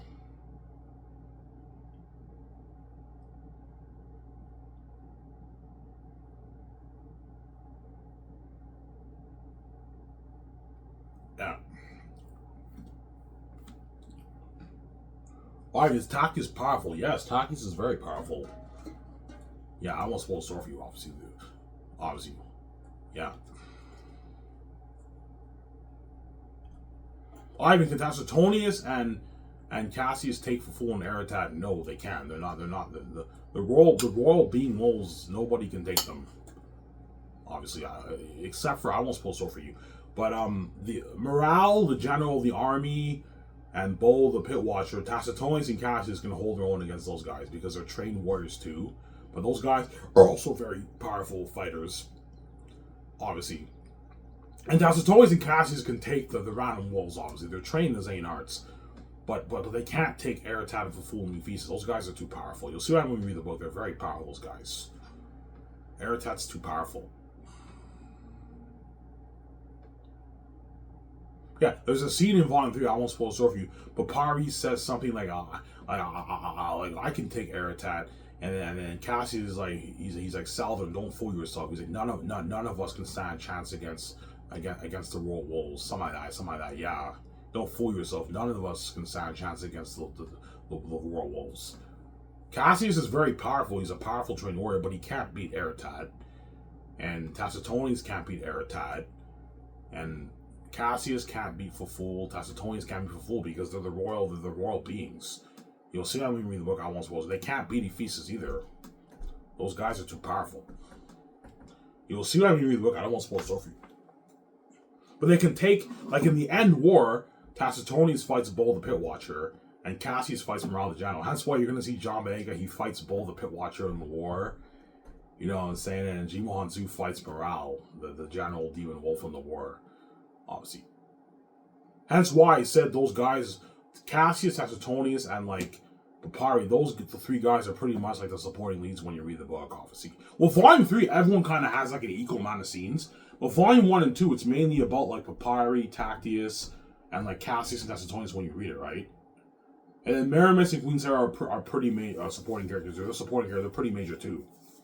And it's about Eretat for full when you read the book, obviously. Yeah. That's all. Whenever I take him out to dinner, the stars.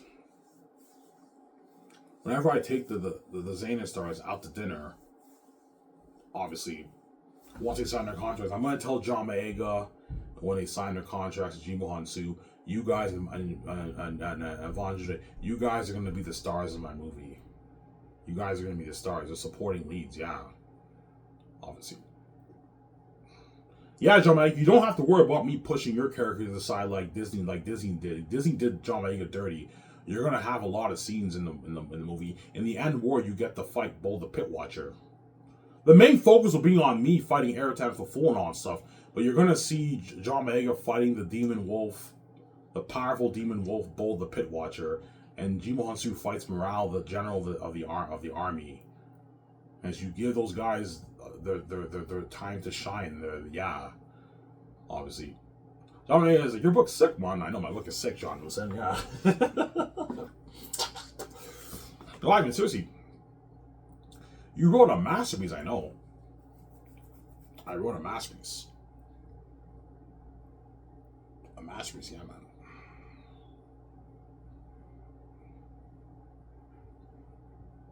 I wrote a masterpiece.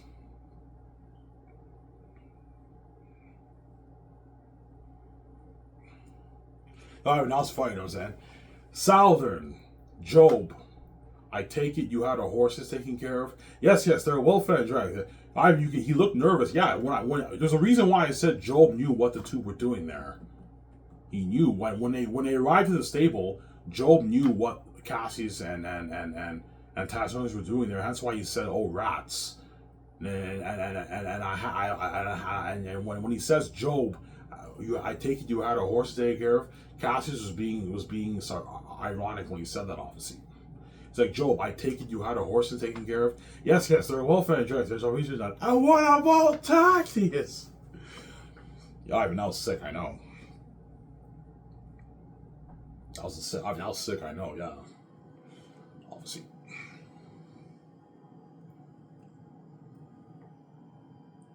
Yeah.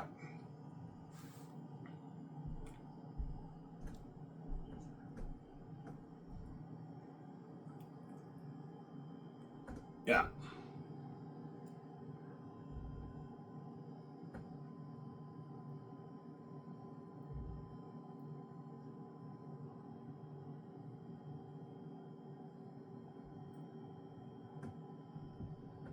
Yeah.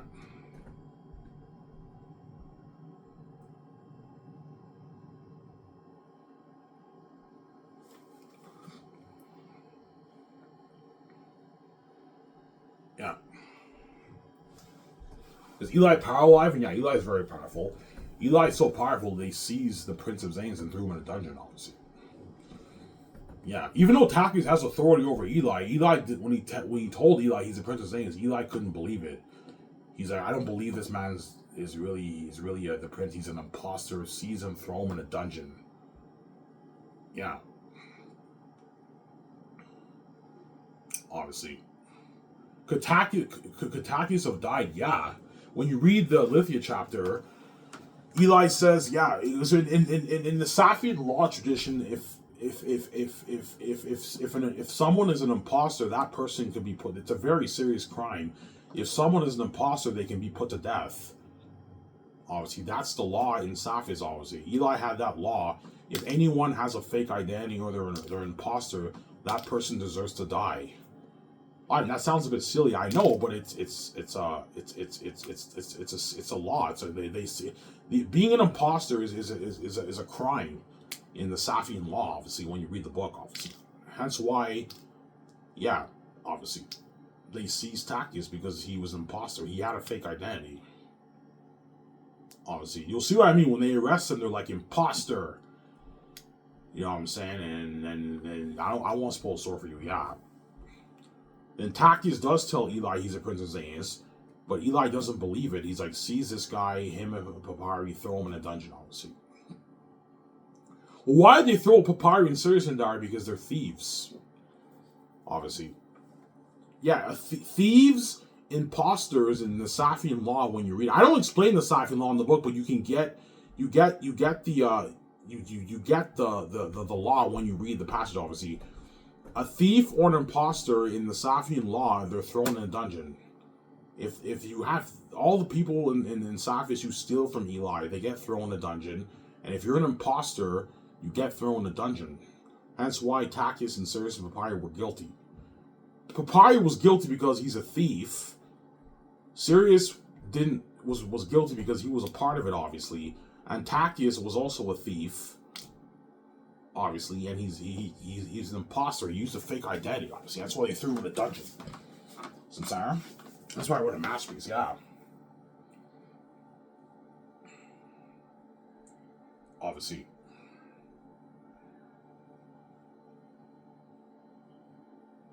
Yeah.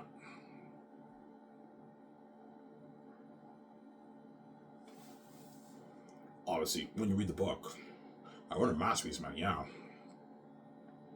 And so when the bell, and whenever someone gets thrown in a dungeon, they sound the bell. And when they sound the bell, when they seize Taki, Sirius, and Papyri, all the people of Sapphires know. And then when Takius was walking in the streets, the people in the streets were like thieves, tongues of deceit. You know what I'm saying? They were like yelling at Taki, Sirius, and Papyri and all them. Obviously, hence why. In that scene, you're like, I remember this man. This is a man you locked in the dungeon, Eli, because when the bell sounded, everyone Sapphires knew Takius and Sirius and Papyri were arrested, and they got thrown in the dungeon, obviously. Yeah.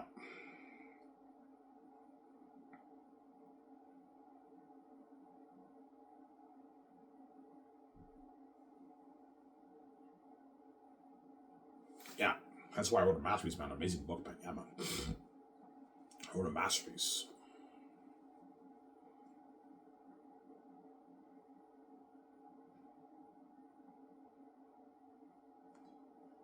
Yeah.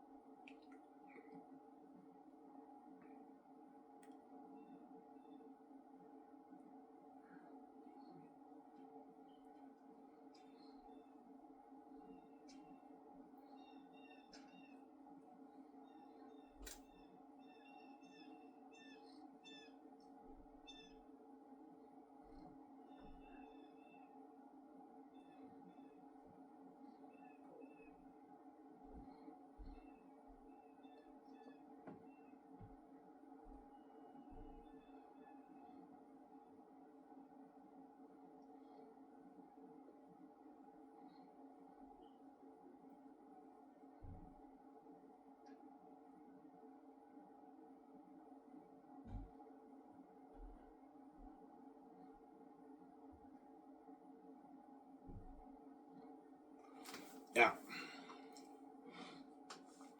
Yeah, right. If Takius is trading the arts, how come like couldn't he have taken the bodyguards and all that stuff? Well, he didn't have his sword, and the blacksmiths are big like whenever they arrested Takius, like you had like these big buff blacksmiths who seized Takius, obviously.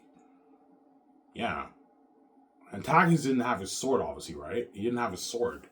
So they seized him, obviously. And he had to comply, obviously. And they seized him. Yeah, they seized him, Papyri, and Sirius. They threw them in a dungeon. Yeah. That's why Cassius and Asonius were very disgusted. Who the fuck do you guys think you are? Like, all these southern guys threw my fucking cousin, who's a prince, in a dungeon. Like, who the fuck is guy here? Hence why Cassius was very disgusted. He was very angry with Job, obviously. He's like, and what about Tactius? I'm like, how you locked my cousin, the prince, in chains? From a southern as well. You know what I'm saying? Yeah, that was funny, I know. Yeah. Tony's constantly mocks. Constantly mocks the southerns. Yeah. Obviously. Does Cassius and Tony have authority over Eli? Yes, they do. You'll see what I mean when you read more of the passage. Obviously, that's why when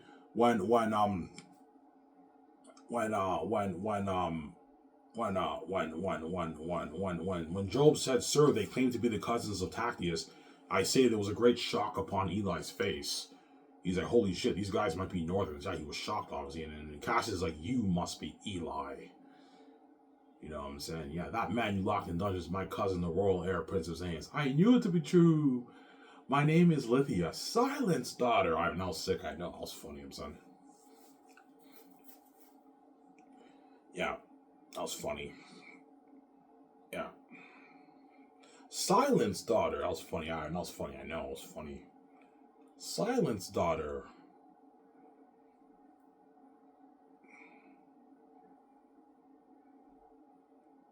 Yeah.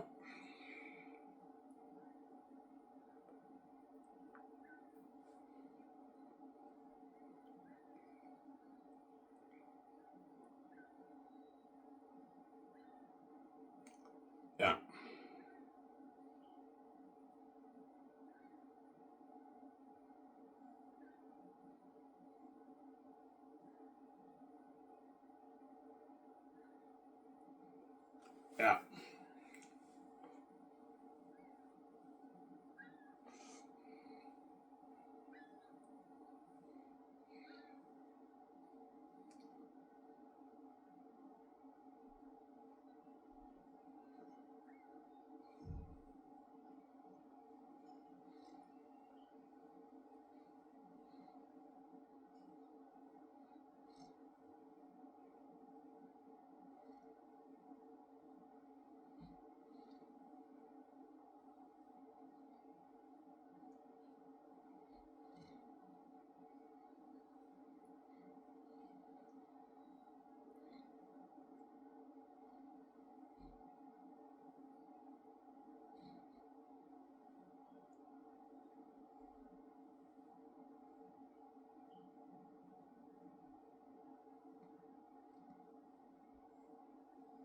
Yeah, almost like your guys.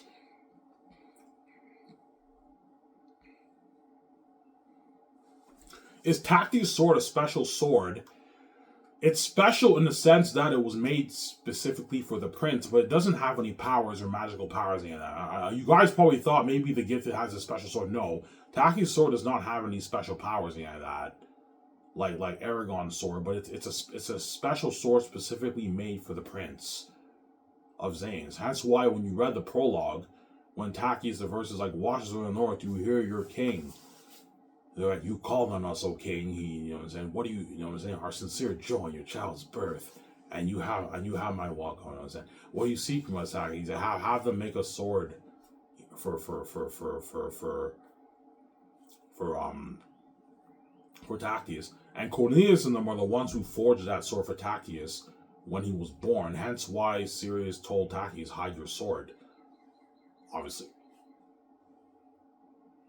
Yeah, I don't want to spoil the sword for you. They can't know the Princess Aeneas. That's why he hid his sword. Obviously.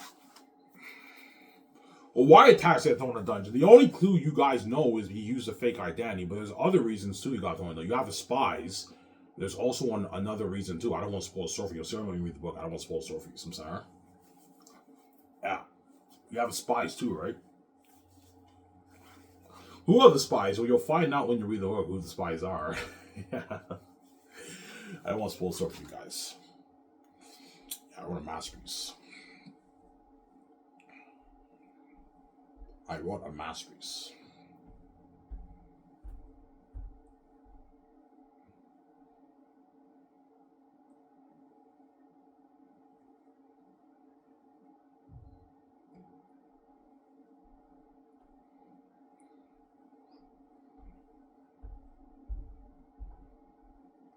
I wrote a masterpiece.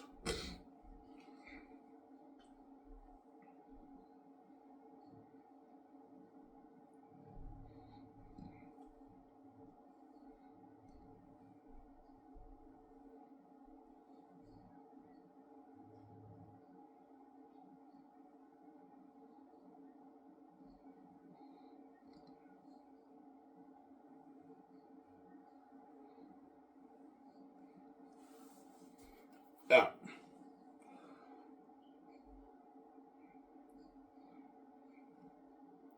So Tactius becomes a changed man. Yeah, when you read Volume 3, Tactius becomes a changed man, obviously. He's a changed man. And it's not just Tactius who changes. Um, um, Cassius now has a bit more sympathy towards the Southern Sioux in Volume 3. Whereas when you read that section in Volume 2, he didn't really care about the Southern. He's like Tactius are not our problem. And Cassius is like, no, like Cassius, we can't just abandon these people, man. Eric and them are coming here. We can't just have the wolves come here and kill all these people. And Cassius is like, think twice about what you're saying, Tactius, because he knows it'll draw. It's a big task, and he knows the Northerns were not welcome. The Southern's not welcome to the North. That's why he said that, obviously.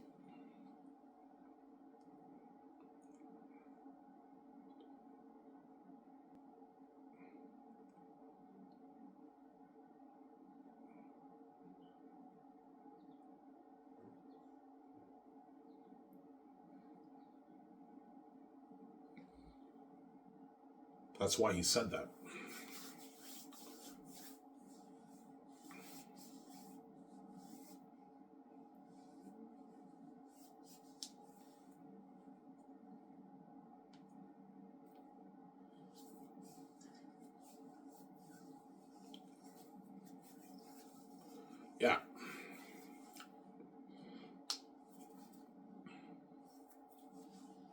Alright, your book is sick. Every time you show us images of your book, we're fucking hooked, I know. I'm not showing you anymore. I only showed you this snippet, that way you guys understand what happened after that passage, right? When Cassius can't sleep. And then he goes outside the balcony, and then Tactius joins him outside. He's like, can't sleep, guys. He's like, yeah, sick book. I know, sick, I know. Yeah, it's a fucking amazing, powerful story, my book.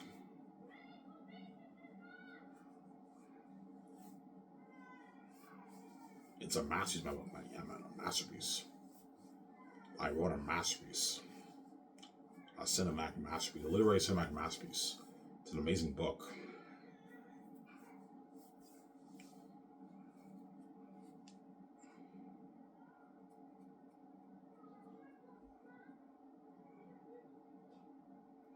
Yeah, man, almost done here, guys.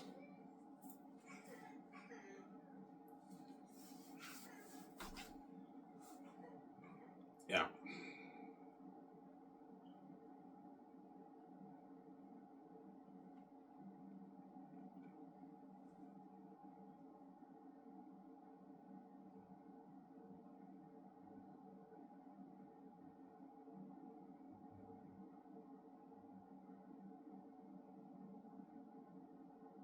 Yeah. And you're welcome, sweetie. I found a way to make money for me, you man. You're welcome.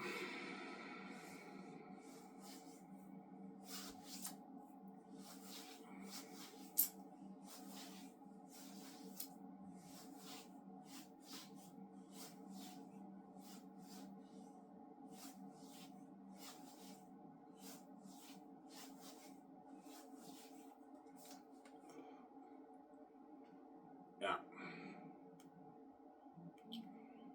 Why, but seriously, is your whole book entertaining that? Yes. Some sections are not as good as other sections, obviously, but they're still entertaining enough to keep you hooked. And some sections of my book, the flow of the dialogue is a bit more raw when you read it, obviously. As you guys caught in some of my my writing, obviously, right? Most of my dialogue is top notch, but some of it's a bit raw when you read it, as you guys caught when what I showed you, right? Ivan could have used an editor here. He could have changed up his words here and there, but it's still good enough, entertaining enough to keep you hooked. Because I wrote a masterpiece. That's why a lot of haters out there might tell me, yeah, Ivan's book was entertaining, but it's not my favorite book. It was a bit raw. I like Lord of the Rings and Game of Thrones better. I'm like, yeah, you can say that. It's your opinion. Everyone has their own opinion. But be honest, man. Did those books entertain you the way my book did? No, they didn't. My book was a more entertaining read, my book. My book is a more entertaining read. That's why what? Zanus is the best fan zone ever written. It's a masterpiece, man. Masterpiece, yeah, man. A masterpiece, my book. Yeah, man. Zanus is a masterpiece.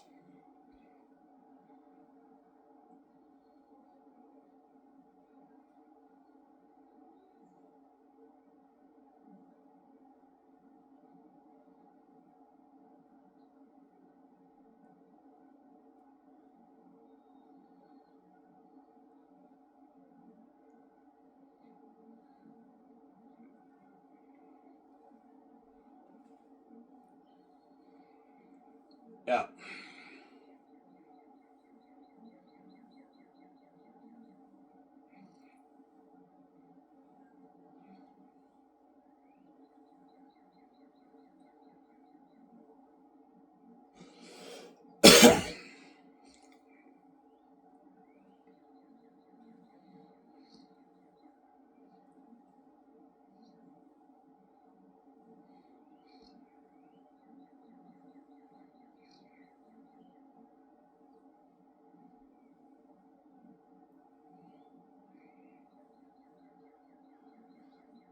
Yeah.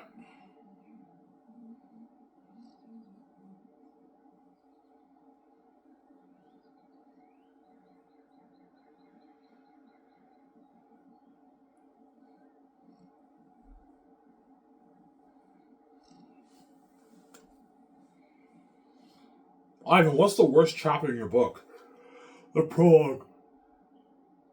The prologue is the worst, obviously. It's just the prologue, right? Yeah. And the second worst after that's probably Young Tactius. It's just about Take's life when he's a kid, right? Or you can argue Land in Chaos is the worst one. Land in Chaos for me was like the weakest chapter in my whole book. No! What was Cyrus to Cyrus no more? No. Secret Council and Surprising Arrival. I think that might be my weakest chapter in my book, maybe. That's even worse than Land in Chaos. Because that chapter, when you read it, I had writer's block when I wrote that chapter. When I kept writing it, I was like thinking, I'm like, oh my god, like what? I struggle a little bit with that chapter. That's why when you read that chapter, it's not as good as the other chapters. It's still pretty entertaining. It's entertaining. It's all entertaining to keep you hooked. But I struggled a lot with that chapter because I didn't know what happens in the story. I struggled with the beginning of the chapter. I remember I had my notebook. I would write, and I just I had to constantly just think, okay, what the fuck do I want to happen? And I kept writing, and yeah, that chapter is like the worst chapter in Volume 3 when you read it. The Secret Council and Surprising Arrival. Why is it called that? Well, I won't spoil it. You have the Safians, right? In the north? Yeah, I won't spoil it for you, obviously. Secret Council and Surprising Arrival. That's what's called. That chapter is the worst one in Volume 3, you can argue, right? The best one for me is probably Walking with the Ancestors. A close second, Unexpected Journey, the first chapter. And then Warren Becoming King is the third best. Warren Becoming King is a sick chapter, but it's just the war, right? The whole chapter is pretty much the war. And you have the politics after that. I won't spoil it for you. That's why it's my third best. And the worst one is hands down Secret Council Surprising Arrival. That's the worst one. Because that one I had writer's block. I struggled a little bit when I wrote that chapter. I struggled a little bit. Because I'm a creative genius, I was still able to write an entertaining chapter, but I struggled a little bit. I had a little bit of writer's block when I wrote that chapter. When you read the book, right? That's arguably the worst chapter in the whole book. No, the prologue's the worst. Second worst is probably Young Taki. Young Taki is probably the worst chapter in my book. It's just about the life of Taki when he's a kid, right? That's probably the worst chapter in my book, yeah. Young Taki is. Even when I showed you, yeah, that's still entertaining. Yeah, even my weakest chapters are entertaining. When you read my book. I wrote a masterpiece, yeah, man. I can talk for 2 hours, guys. I'm done here.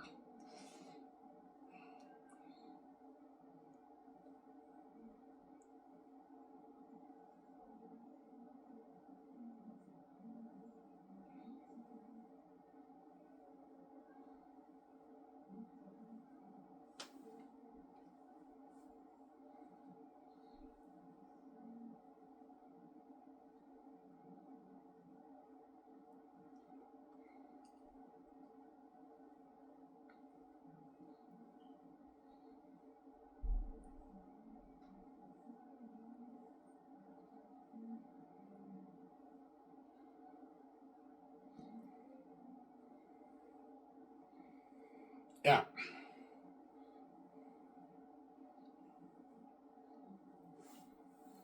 So Ivan, Chris will be calling your book like an Aaron Ride of a Lifetime. Yeah, critics are going to be calling my book the Aaron Ride of a Lifetime, the best a horror, thrilling, fantasy adventure, an entertainment ride of a lifetime, a literary cinematic masterpiece. They might call it a literary cinematic masterpiece because when you read my book, it's like reading a book movie because the characters jump on the page every chapter. It's crazy.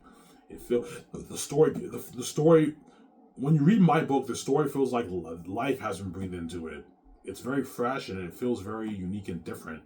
Whereas other books, they're good, but they feel dull and dry when you read it a little bit. When you read it, the other authors, their characters jump on the page a little bit, but not like my book. They feel a bit dry and dull. My book, the characters jump on the page, they feel real. That's how I wrote a masterpiece. My book is amazing. It's an amazing book that I wrote.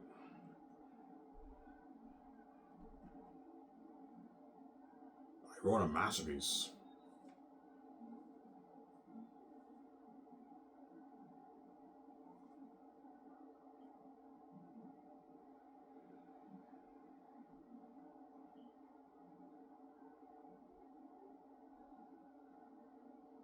I wrote a masterpiece.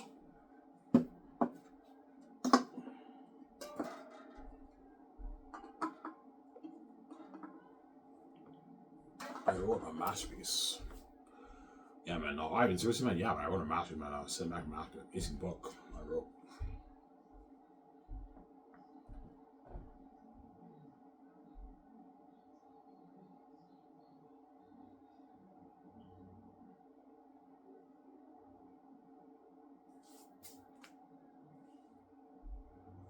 I wrote a masterpiece. Yeah, man. Easy, Ivan. I love your book. I know, sweetie. I wrote a masterpiece, man. A masterpiece. Yeah, man. A masterpiece I wrote.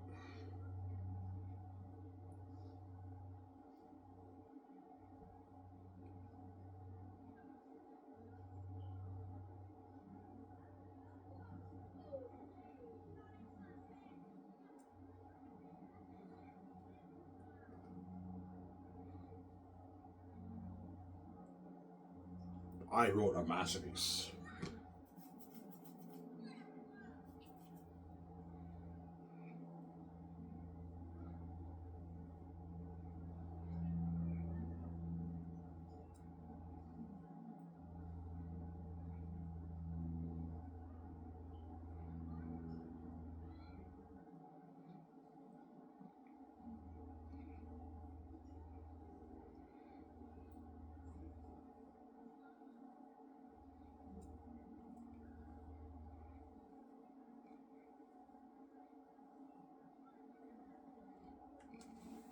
Yeah.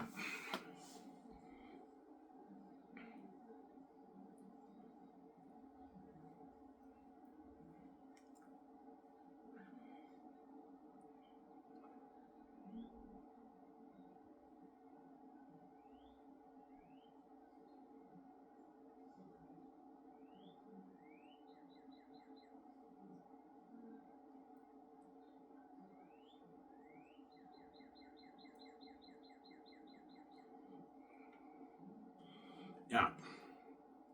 So Ivan, your book is one story. Yeah, my book is one story told in 3 volumes. Three volumes. My book. One story told in 3 volumes. Yeah.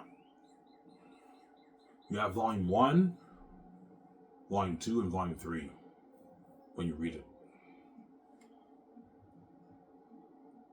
Yeah. How long is your book? My book's like 90,000 words. So you're looking at like a 700, maybe 50-page book, maybe around there. Yeah, 700 page, 750 page. It's a long book. It's a bit longer than the Fellowship of the Ring, but it's not as long as the Lord of the Rings trilogy, right? Lord of the Rings is like 1,300 pages, I think, the 3 books, whereas my book is 750 pages around there, maybe 800. I highly doubt 800, maybe 700 pages in my book. 700, 750 pages. Once they edit my whole book, it'll be, right now I'm at like 600 something pages, but my younger brother only added volume 1 and volume 2. Had he added volume 3, my book would be like 700 plus pages. Obviously. That's what I'm saying, huh? My book would be probably about 700, maybe 50-page book. Around there. It's a long book, but it's not as long as like Lord of the Rings, right? But I told you, the 750 pages is going to fly by because my book is so entertaining, you're going to be turning the page when you read it, man. You're going to be hooked reading it. You can binge my book in one day if you want, man. Binge it in like 7 hours. 8 hours, you binge the entire book. You binge it.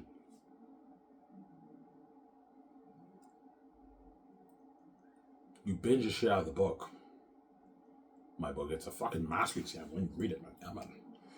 It's a masterpiece.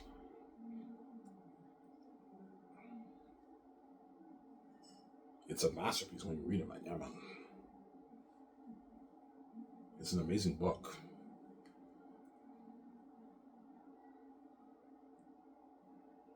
Yeah, man. Will your book be longer than will your movie be longer than Lord of the Rings? It'll be probably about the same length. No, it'll be a bit longer because even though Lord of the Rings is very long, Peter Jackson only followed like 20% of what's in the book, right? Whereas my book, we're going to be following the majority of it. Because my book, you can follow it page by page. So my movie will be a bit longer than Lord of the Rings a bit. It might be an 11-hour movie maybe. It'll be a long movie. Each volume will be 3 hours plus, right? Volume 1 might be maybe 3.5 hours. Volume 2, maybe 3 hours and 40 minutes. Volume 3 would be like 4 hours, man. A 4.5 hour movie would be long. Volume 3 would be the longest, obviously. Yeah. That's a piece. This is what Lord of the Rings are. I know, please. Lord of the Rings. Look at them. That's what I wrote, man. Yeah, man.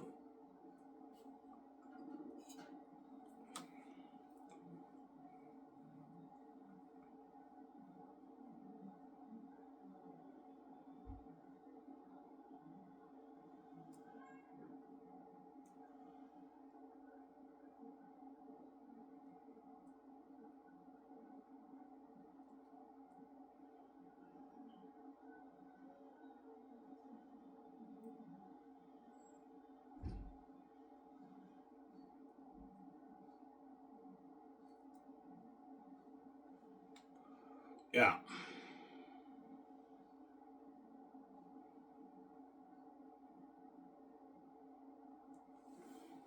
Yeah.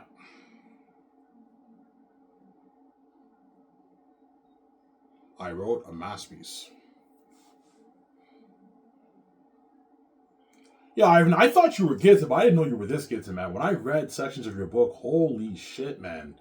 Your book is fucking entertaining, Ivan. Yeah, I know. There's a reason why I told you. There's a reason why my stepmother, she told me, Ivan, your book is #1, and Hollywood would love your story. Yeah. So, yo, Ivan, Hollywood would love your story. They want to adapt your movie and everything. But I'm not fucking selling to you wicked people. I don't want to be in that that dirty, wicked Hollywood system, man. I want my freedom of speech. I don't want to be in the Hollywood system. And I heard my stepfather, he was, how the heck can you come with a story like that? When the Gates read my book, they were shocked. Because there's something unique about Ivan's writing. His characters up on a page. And they were shocked when they read it. Hence why they deleted my file. When what? They hacked my laptop and deleted my file. Obviously. Yeah, and I had to rewrite the whole thing and I was stressed out. Yeah, man.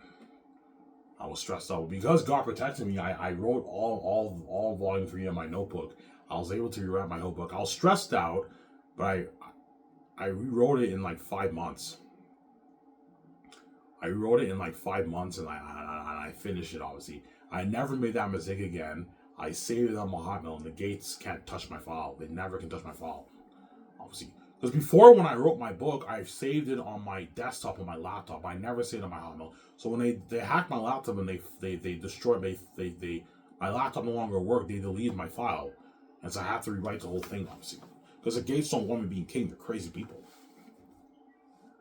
They're crazy, psychotic people. Yeah, man. You know, Ivan wrote a masterpiece. This is his. He has the keys. This is his chance to be king with Vijay. Let's hack his laptop. And they hacked my laptop, and they deleted my file. And I had to rewrite the whole thing. I showed you all the stuff I had to. I had to rewrite all that, man. Obviously. Really, Ivan, yeah, pretty much what I showed you, all those notebooks, I rewrote all of that, man. It took me 5 months. I was writing every day. It took me 5 months to rewrite my whole book, and I was very, very stressed out. But I accomplished it, and I finished it. I rewrote the whole book. And I won. Yeah.